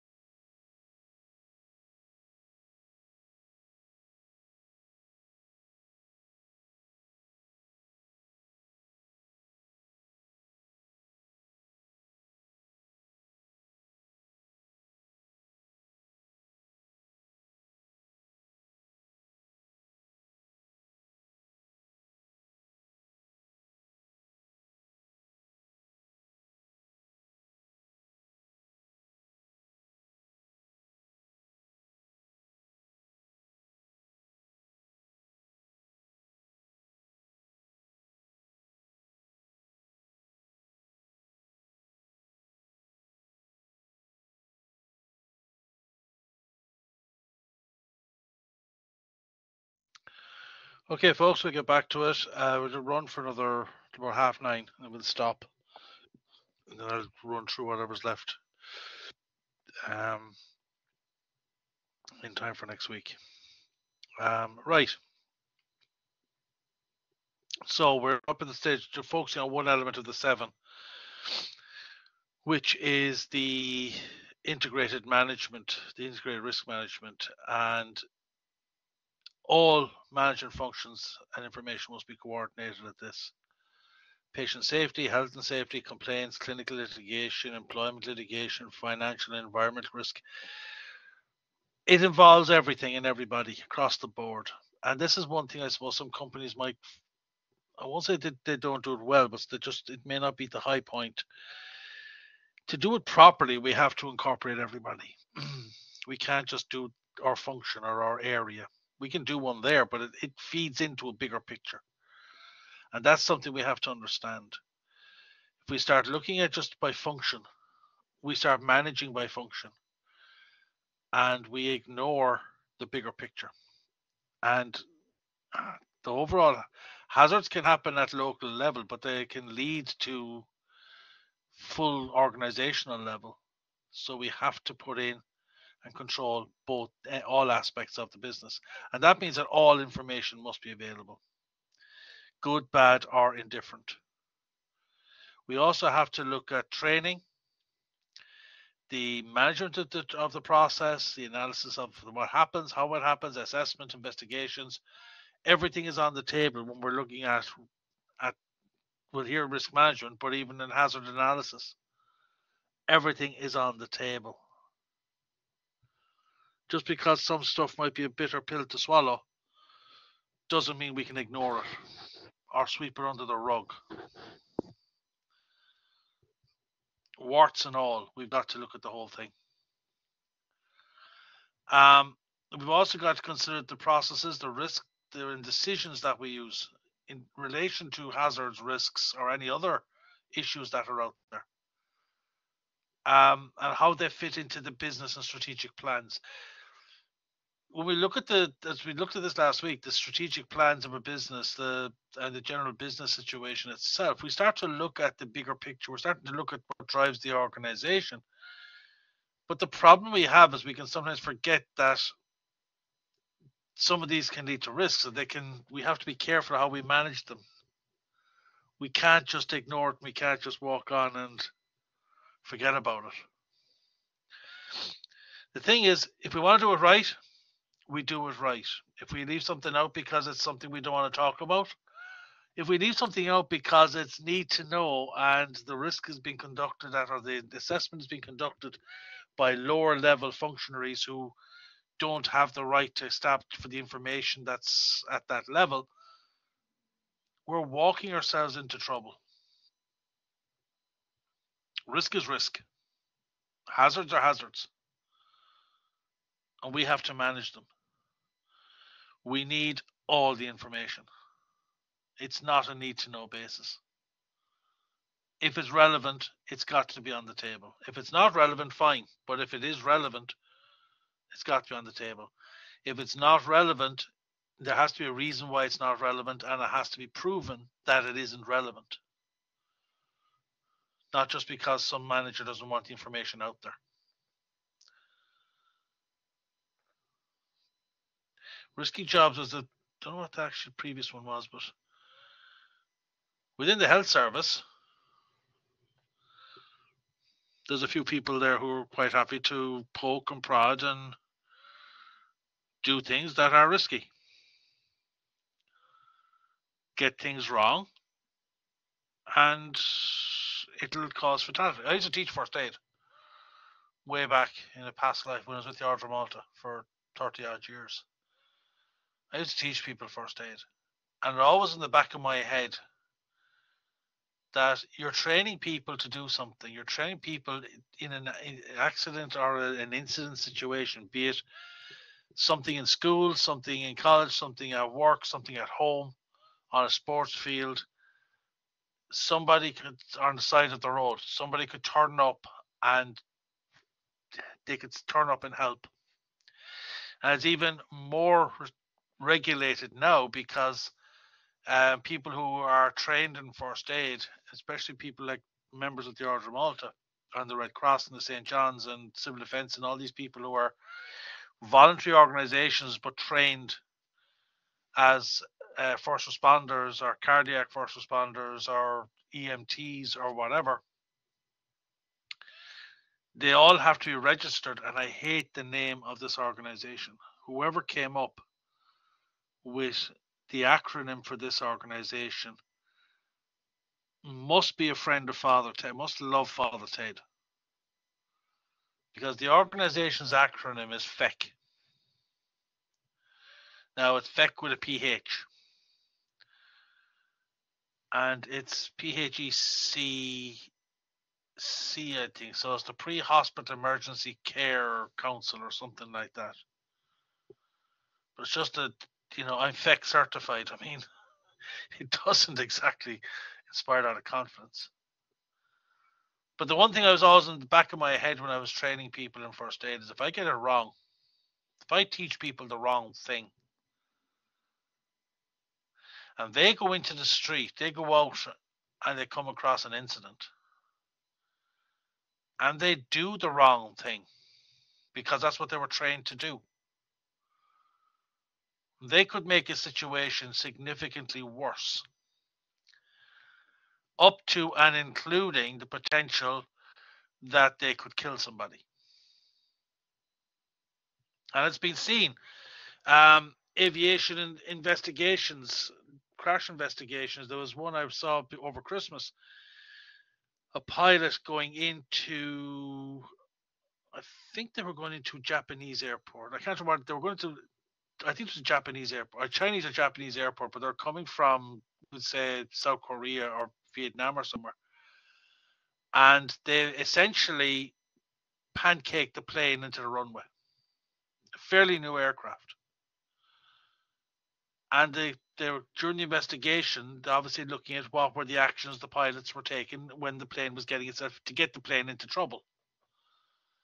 And first thing they found out was the captain was new and the pilot was a trainee. So you had two big L plates flying the plane. So there was a management situation. I think the airline was expanding rapidly and they didn't have the personnel to put the right people on the aircraft. So they put a trainee, as in a guy who had never flown anything more than a simulator. In other words, who played flying games, with a guy who came from the military, came from a different aircraft, and was kind of a first-time captain who also didn't know the aircraft or what else was going on. That was the first mistake. The second mistake they found was that they were following the instructions that they had been given, because they thought immediately that these guys had done something wrong. They hadn't followed procedure. Where in actual fact, they had followed procedure. But it was the wrong procedure.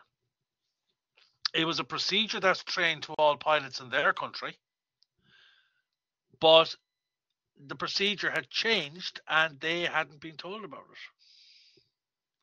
There was a new procedure on these newer aircraft and they didn't know about it. So they did what they were supposed to do. They did exactly what they were being supposed to do, what was on their checklists and all that stuff. But it was the wrong thing. And unfortunately, it killed them and all the passengers. So these risky jobs are all around us. A plumber can have a risky job. An electrician can have a risky job. And I found that out when I was renovating the kitchen of my own house. Because the electrician who wired up the previous kitchen wasn't an electrician. At best, it was a cowboy. More than likely, it was a DIY job. First of all, they didn't follow. My father-in-law was a foreman electrician, so our kitchen drove him nuts when we were doing it up. We were getting it renovated because cables, which are supposed to run horizontal or vertical, cables ran in shortest distance between 2 points, so diagonally or any way they needed. when they needed, I was chasing a wall at one point with a Kango hammer, because we were going channeling sockets and whatever. And going along, all going well, and all of a sudden there was an unmerciful bang and a flash, and everything died. Luckily, that's all that happened. It was a rented Kango hammer. Basically, previous owners or previous electricians or somebody had dropped the cable into the box that a socket would come on, that the socket would fit onto the front of it.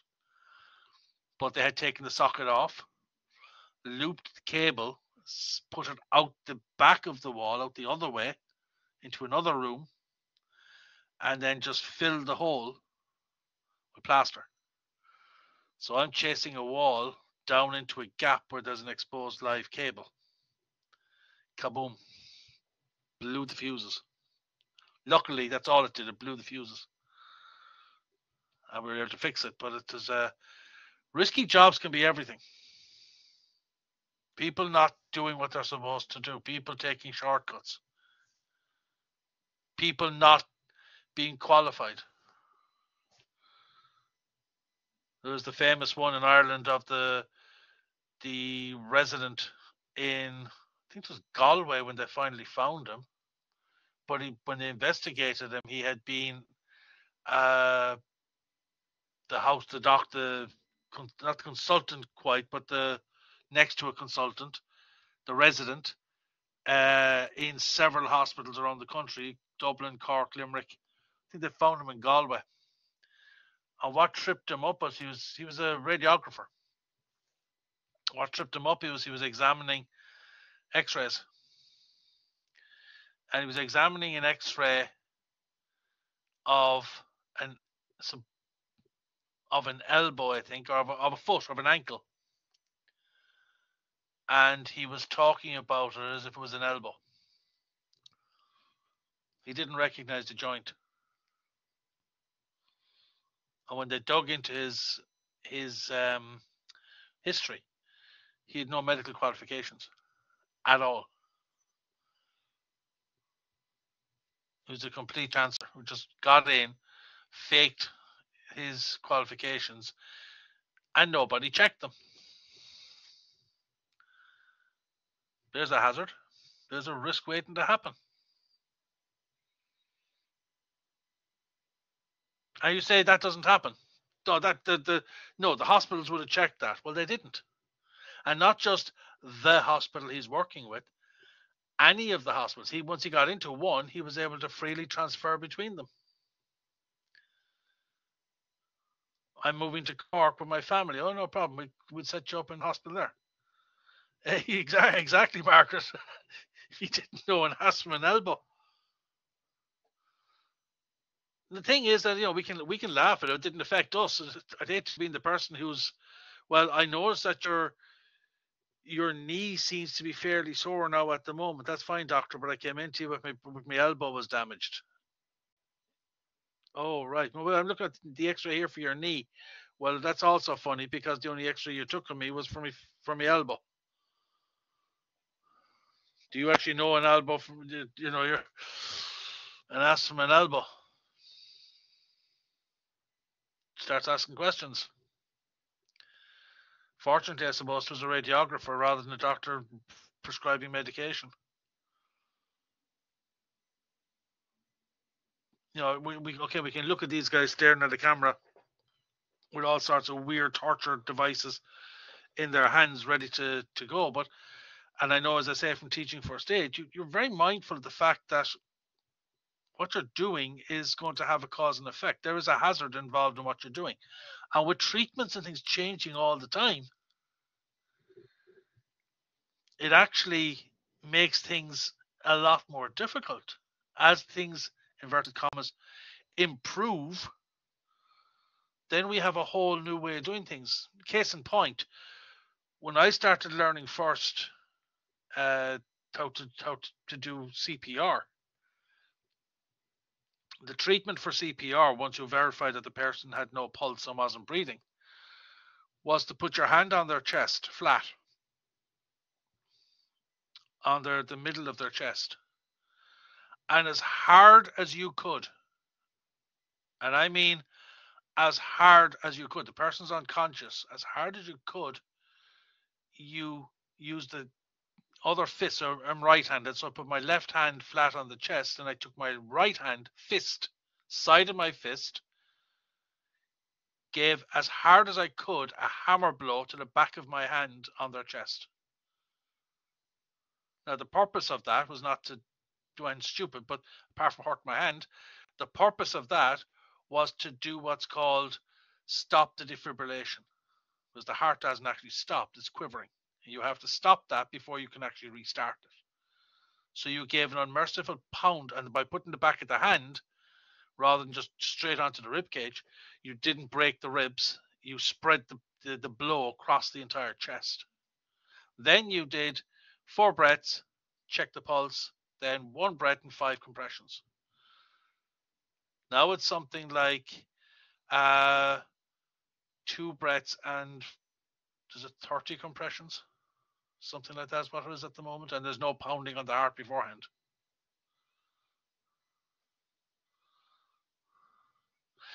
Thanks, Damien. It's so long since I've been doing it at this stage. I often say I'll go back to it, just don't have time. The breaths have stopped because of COVID, yeah, but there is a thing we can use. I used to have a gizmo little valve that I could put across a patient's mouth, and it had a piece of like a PVC as well. It was a mouthpiece basically you put over the patient's nose, mouth, and it went in. The mouthpiece went into their mouth and then blow. Staying Alive, I heard that, Damien. Yep, I heard that one. Why? Because the rapid thing, you have to keep up with the beat. Unless you do Staying Alive as a very slow, as a slow number.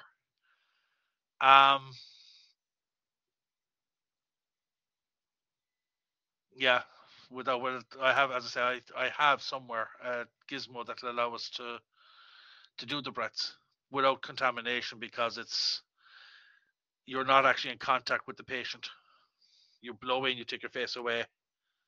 You blow in, you take your face away, and it stays. It's a valve that you blow into.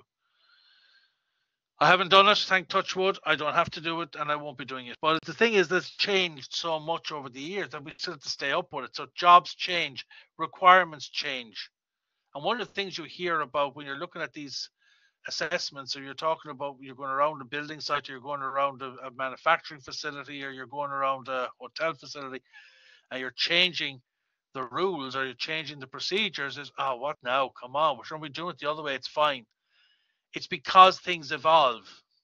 And the reason we get these new ways of doing things is because it's been used, it's been proven to be better, it's been checked out, it's been worked out to be a better system, a safer system.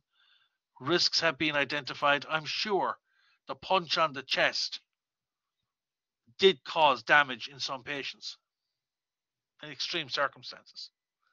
Now, you didn't do that to a child. You couldn't do it to a child, but I'm sure somebody would say, that's old, the child's old enough, bang, crack. The thing is, if you crack it, you can't. If you crack the ribs, you can't do compressions, because the thing that you're relying the spring on doesn't happen. The point I'm making is that there's risky jobs everywhere. All our jobs are risky. Every job can cause a problem. Just from imparting wrong information and where that could be used, to overseeing an operation of something that's been done, not just a medical operation, but something being done in a business environment, business context. Even the decision we talked about earlier on of ordering extra stock because it's a bank holiday weekend.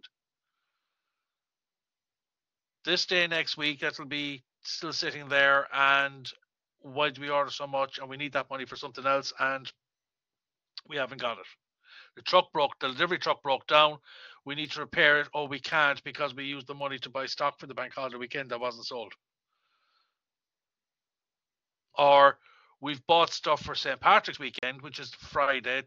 It's a long weekend as well. It's what I call an inverted long weekend, because it starts with a long weekend. If we don't sell it by Saturday, Sunday, when the festivities are really over, by Saturday evening, I'd say, really, because Sunday's wrap up, you're stuck with shamrocks for another year before you can sell them. Not the type of thing you can really sell at Easter. or the May bank holiday or for the August bank holiday. It's like trying to sell snow. I was going to Dublin last Friday week. I was driving up the N7 and I came across a Cadbury's truck with snowflakes all around it and Santa Claus on the side of it. Now I was saying that's going into mothballs fairly soon. It just looked so weird, even though it was still January. It's January the 20th. It's less than a month since Christmas, but the fact that it was still on the road struck me as a little bit strange. They're normally kind of fairly good at swapping these over, either parking them up or getting the body work done on them fairly rapidly. That's what we have to watch out for. Donald Rumsfeld, consultant, and the American guy, had these points. We have known knowns, the things we know. We have the things that we know we know. We also have the known unknowns, which is that we know there are some things that we know we do not know. I know it's late in the night to be trying to get this one at people, but I'll give you something to think about for a while. There's also unknown unknowns. Things that we don't know that we don't know. In the, what's the name of it? I think it's the Lahari window. We use it in coaching. It's basically a concept of blind spots. The blind spot is the thing you don't know you don't know. And okay, it might sound complex, but if you think about it for a second, there are things out there in this world that you may never have heard of. And there are things about those things that you don't know about because you never heard of them in the first place. There may be processes that you don't know about. I love watching documentaries. I nearly always during the day will have a documentary on the go. And it can be anything from ancient history to modern logistics type of stuff or anything. And the reason I put them on in the background while I'm working is you'll be surprised what you will learn. Surprised what you, I never thought about that. I never thought that's the way of course, that's how they would have to do it. It makes sense now, but I hadn't thought of it. They're the things I didn't know.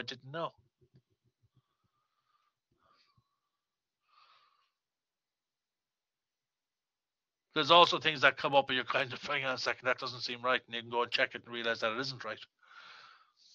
The one that was on over the weekend, they were talking about the biggest container ship in the world, and they gave a name of Ebba Maersk, and with 15,000 containers. And I said, nope, that ain't the biggest one. Because I know the biggest ones out there at the moment are nearly 25,000 containers. I don't think they're Ebba Maersk's. They're other manufacturers, including OOCL. So I did some research and realized that the television series was 10 years old. So when it was made, Ebba Maersk was one of the biggest ships in the world. But 10 years is now, it's only mid-range now. But these things that we don't know, that this increases the risks. Because it is impossible for everybody to know everything. That's fact, that's reality. If we don't know everything, well, then we have to allow for the fact in our risks, when we're looking at risks or looking at hazards, because they're human generated and they're human contributed, humans cause the hazards. Well, what's causing that hazard? What's causing that risk? Is it something that a person knew about and was just careless? That's potentially a disciplinary process. Something that person knew and still went and did something wrong. Could be disciplinary, could be a sabotage, something that needs to be dealt with in one way. Is it something that we knew there's an uncertainty around, and therefore we couldn't actually foresee the unforeseen circumstance? We couldn't actually completely see the situation. Or is it something we didn't know about at all in the first place? So if we didn't know about it, we didn't even know we didn't know about it. It's just completely left field situation, blind spot situation. That's what we have to keep an eye out for.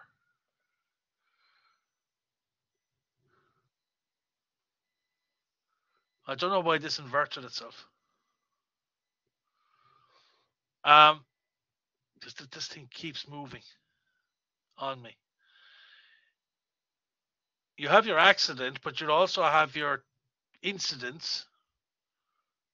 You can see the drill down is actually losing half. Let me 1 second, please. I have to open up the actual same presentation on my screen, my computer screen here, so I can actually call it out properly to you. I'll see if I can change that. It should be correct on the actual document in the presentation materials. It is correct there. It's just Collaborate has decided to not collaborate. So bear with me 1 minute. Where am I at there? This is one of my my risk assessments that I didn't do today. I thought I should have realized that the nice things in Blackboard can go wrong. And therefore, it is incumbent on you to have the backup open on the screen.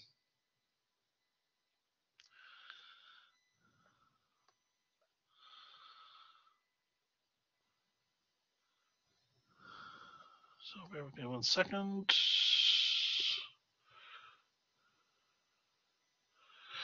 Yeah, thanks, Garrett. Thanks for pointing. Yeah, thanks for pointing out.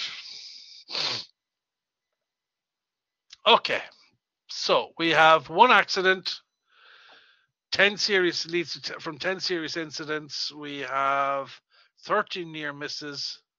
Sorry, we have 30 incidents and 600 near misses and hazards. I don't actually know how it's flicked all those around the place, but anyway. So in other words, for every one accident, there were 10 serious incidents that led to one accident. Those 10 serious incidents derived out of 30 incidents, which came out of 600 near misses and hazards. So if we catch it at the base level, it never becomes the accident at the top level.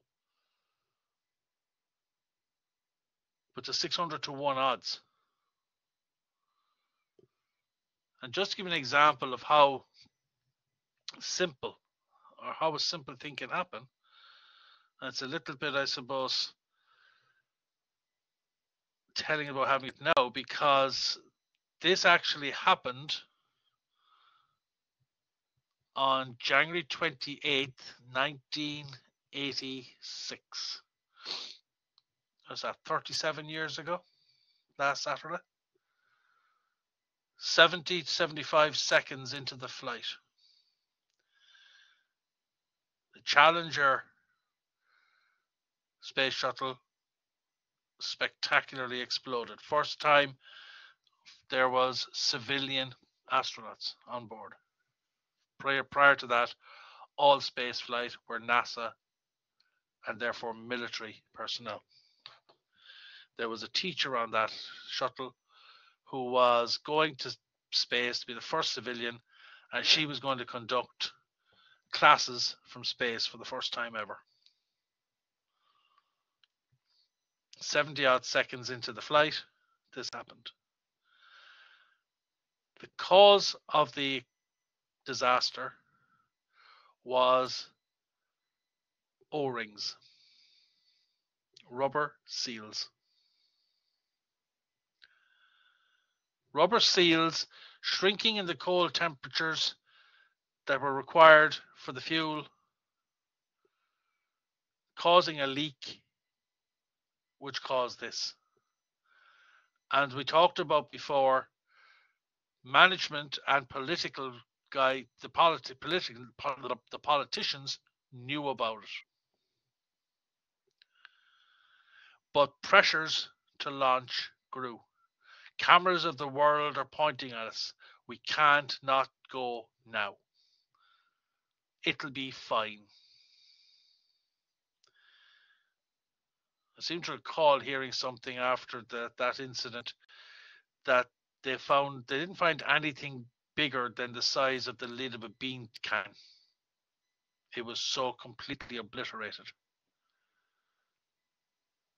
Open a tin of beans and see the size of the can, the little 2-inch, 3-inch diameter piece of metal. They found nothing bigger than that. That's what I read somewhere. The Columbia Space Shuttle had a similar situation, not on launch, but on re-entry. They found on launch was a number of the tiles on the bottom of the shuttle blew off during the violence of the launch. And instead, because at the time it had the space station, so instead of staying at the space station and sending up something and doing a spacewalk to fix it, they decided they'd bring it back in. And the tiles that had come off were on the base of the shuttle, which is the bit that hits the atmosphere as it re-enters the atmosphere, and therefore the piece that gets red hot, white hot, which means that those shields, the ceramic tiles, weren't there. The aircraft or the spaceship was exposed to the ferocious heat and essentially disintegrated and burned up.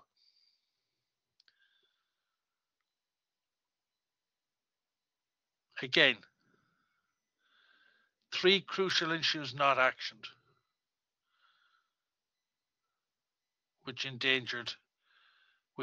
basically hit the Columbia and endangered Discovery. These are what we would consider to be the people who are the absolute anoraks when it comes to detail, risk assessment, everything. I mean, these are the guys who everyone is strapped in all the astronauts are strapped in the cockpits and in the spacecraft waiting to go, and they scrub the launch because the wind is picked up. You know, they stop for anything. That's one of the tests they did around the moon before Christmas was scrubbed for several weeks. First because of weather, then because of a leak somewhere. And yet, when the pressure mounts from management, we override the safety.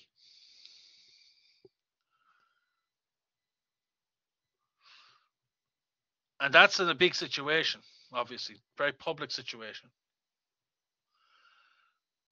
What about when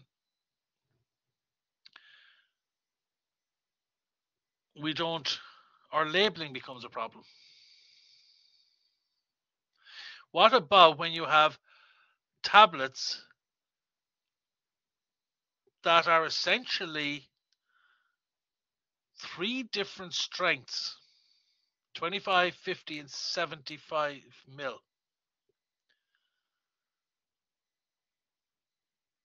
And they all look the same.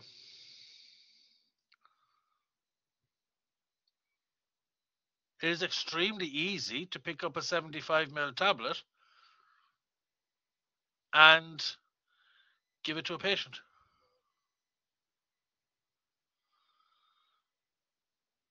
Even though they are completely different tablets. You have, just enlarge it so we can take a little look at this. I mean, this is a hazard waiting to happen. We have diclofenac potassium tablets, 25 and 50 mil. You have diclofenac sodium PHUR tablets, 25 and 50. And you have diclofenac sodium, 75 ml. There's actually 3 different types, not just the size of the tablet, the strength of the tablet, but there are 3 different types of tablets, all from the same company, all the same brand, all tablets, all the same. No, they don't have the same quantity. 2 boxes have 28 in them, 2 boxes have 84 in them, and 1 box has 56 in them.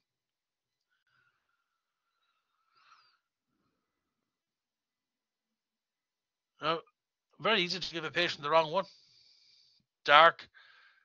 In a dark ward at night, you need to give a patient an extra tablet. You open a box, take the wrong one, take it away from healthcare. Back in the 70s, there was an aircraft, a British Airways aircraft, going from London to one of the Ibiza or one of these places, Lanzarote, Ibiza, one of the Sunshine States. Co-pilot was fairly new on the aircraft.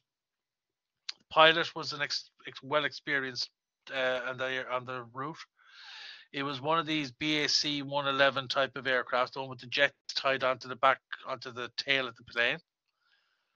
Plane takes off, plane's flying out of Stansted or Gatwick or Heathrow, whichever, flying out of London, heading on to, climbing up to whatever, got above 20,000 feet.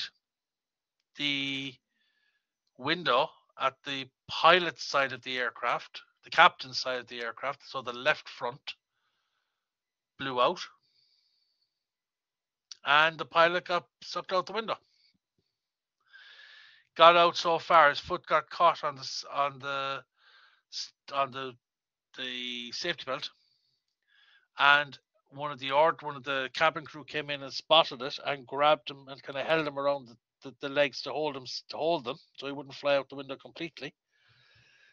Pilot is sprawled out up over the front of the plane. Co-pilot has to become an expert really quick and land the aircraft back in England. Pilot survived, actually. He was fine. He went back flying. I think the co-pilot didn't, but the pilot did. If he'd been let go, he'd have been back down the body of the plane and into the engines back at the tail. Because the plane had just come out of servicing. And that model of aircraft, most modern aircraft, the windows of the aircraft are fitted from the inside. So when the pressure builds above 20,000 feet to pressurize the cabin, it pushes the windows into the seals and it seals them in even more. Except for that aircraft, the BAC 111. An old aircraft, the cockpit windows were screwed on from the outside. And they were doing a service of the aircraft, and dark warehouse at night, under pressure to get the job done. The engineers decided, I better change the screws because the screws that came out looked a bit shabby. Went to the stores looking for screws, weren't there. The ones that he wanted in the location they're supposed to be, box was empty. So he looked at the box beside it. There were screws in it. He picked them up. He took a look at them. They looked to be the same length and the same everything. So he said, that'll do fine. He came back. He put them into the plane. They worked, but they didn't work. They only gave an appearance that they were working. They were, I think they said, about 1/8 of an inch narrower than the screws that should have been put back in. So they fit at ground level. But when the pressure came on the window at above 20,000 feet, the narrow lip of the screw didn't hold in the frame, and it popped the window. These are the hazards that are all around us. A simple thing, same manufacturer, 3 different types of tablets. 3 different types of tablets and 3 different strengths of tablets. That is a hazard waiting to happen. This is where we try to or we have to keep an eye on. There's one more, and then we'll stop, and I'll continue it then separately. Boris. There's a okay. That again is on your. It is on the image. It's basically 3 vials of 3 vials of liquid, clear liquid. One is water for injections. One is lidocaine. Lidocaine. Yeah, lidocaine is what it's called, yeah. And one is sodium chloride. So we're going from water to sodium chloride. And they look identical with exactly, there's a small, tiny, the word in one box is changed. We have these around us. So this is what we're looking at for hazards. I will continue with these guys separately over the course of the next week, and I will have them available. It will be released and available. There's just some examples which I'll run through fairly quickly.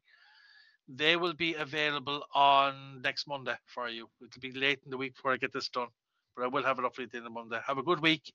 Have a good long weekend. And I shall talk to you all in 2 weeks' time. Take care.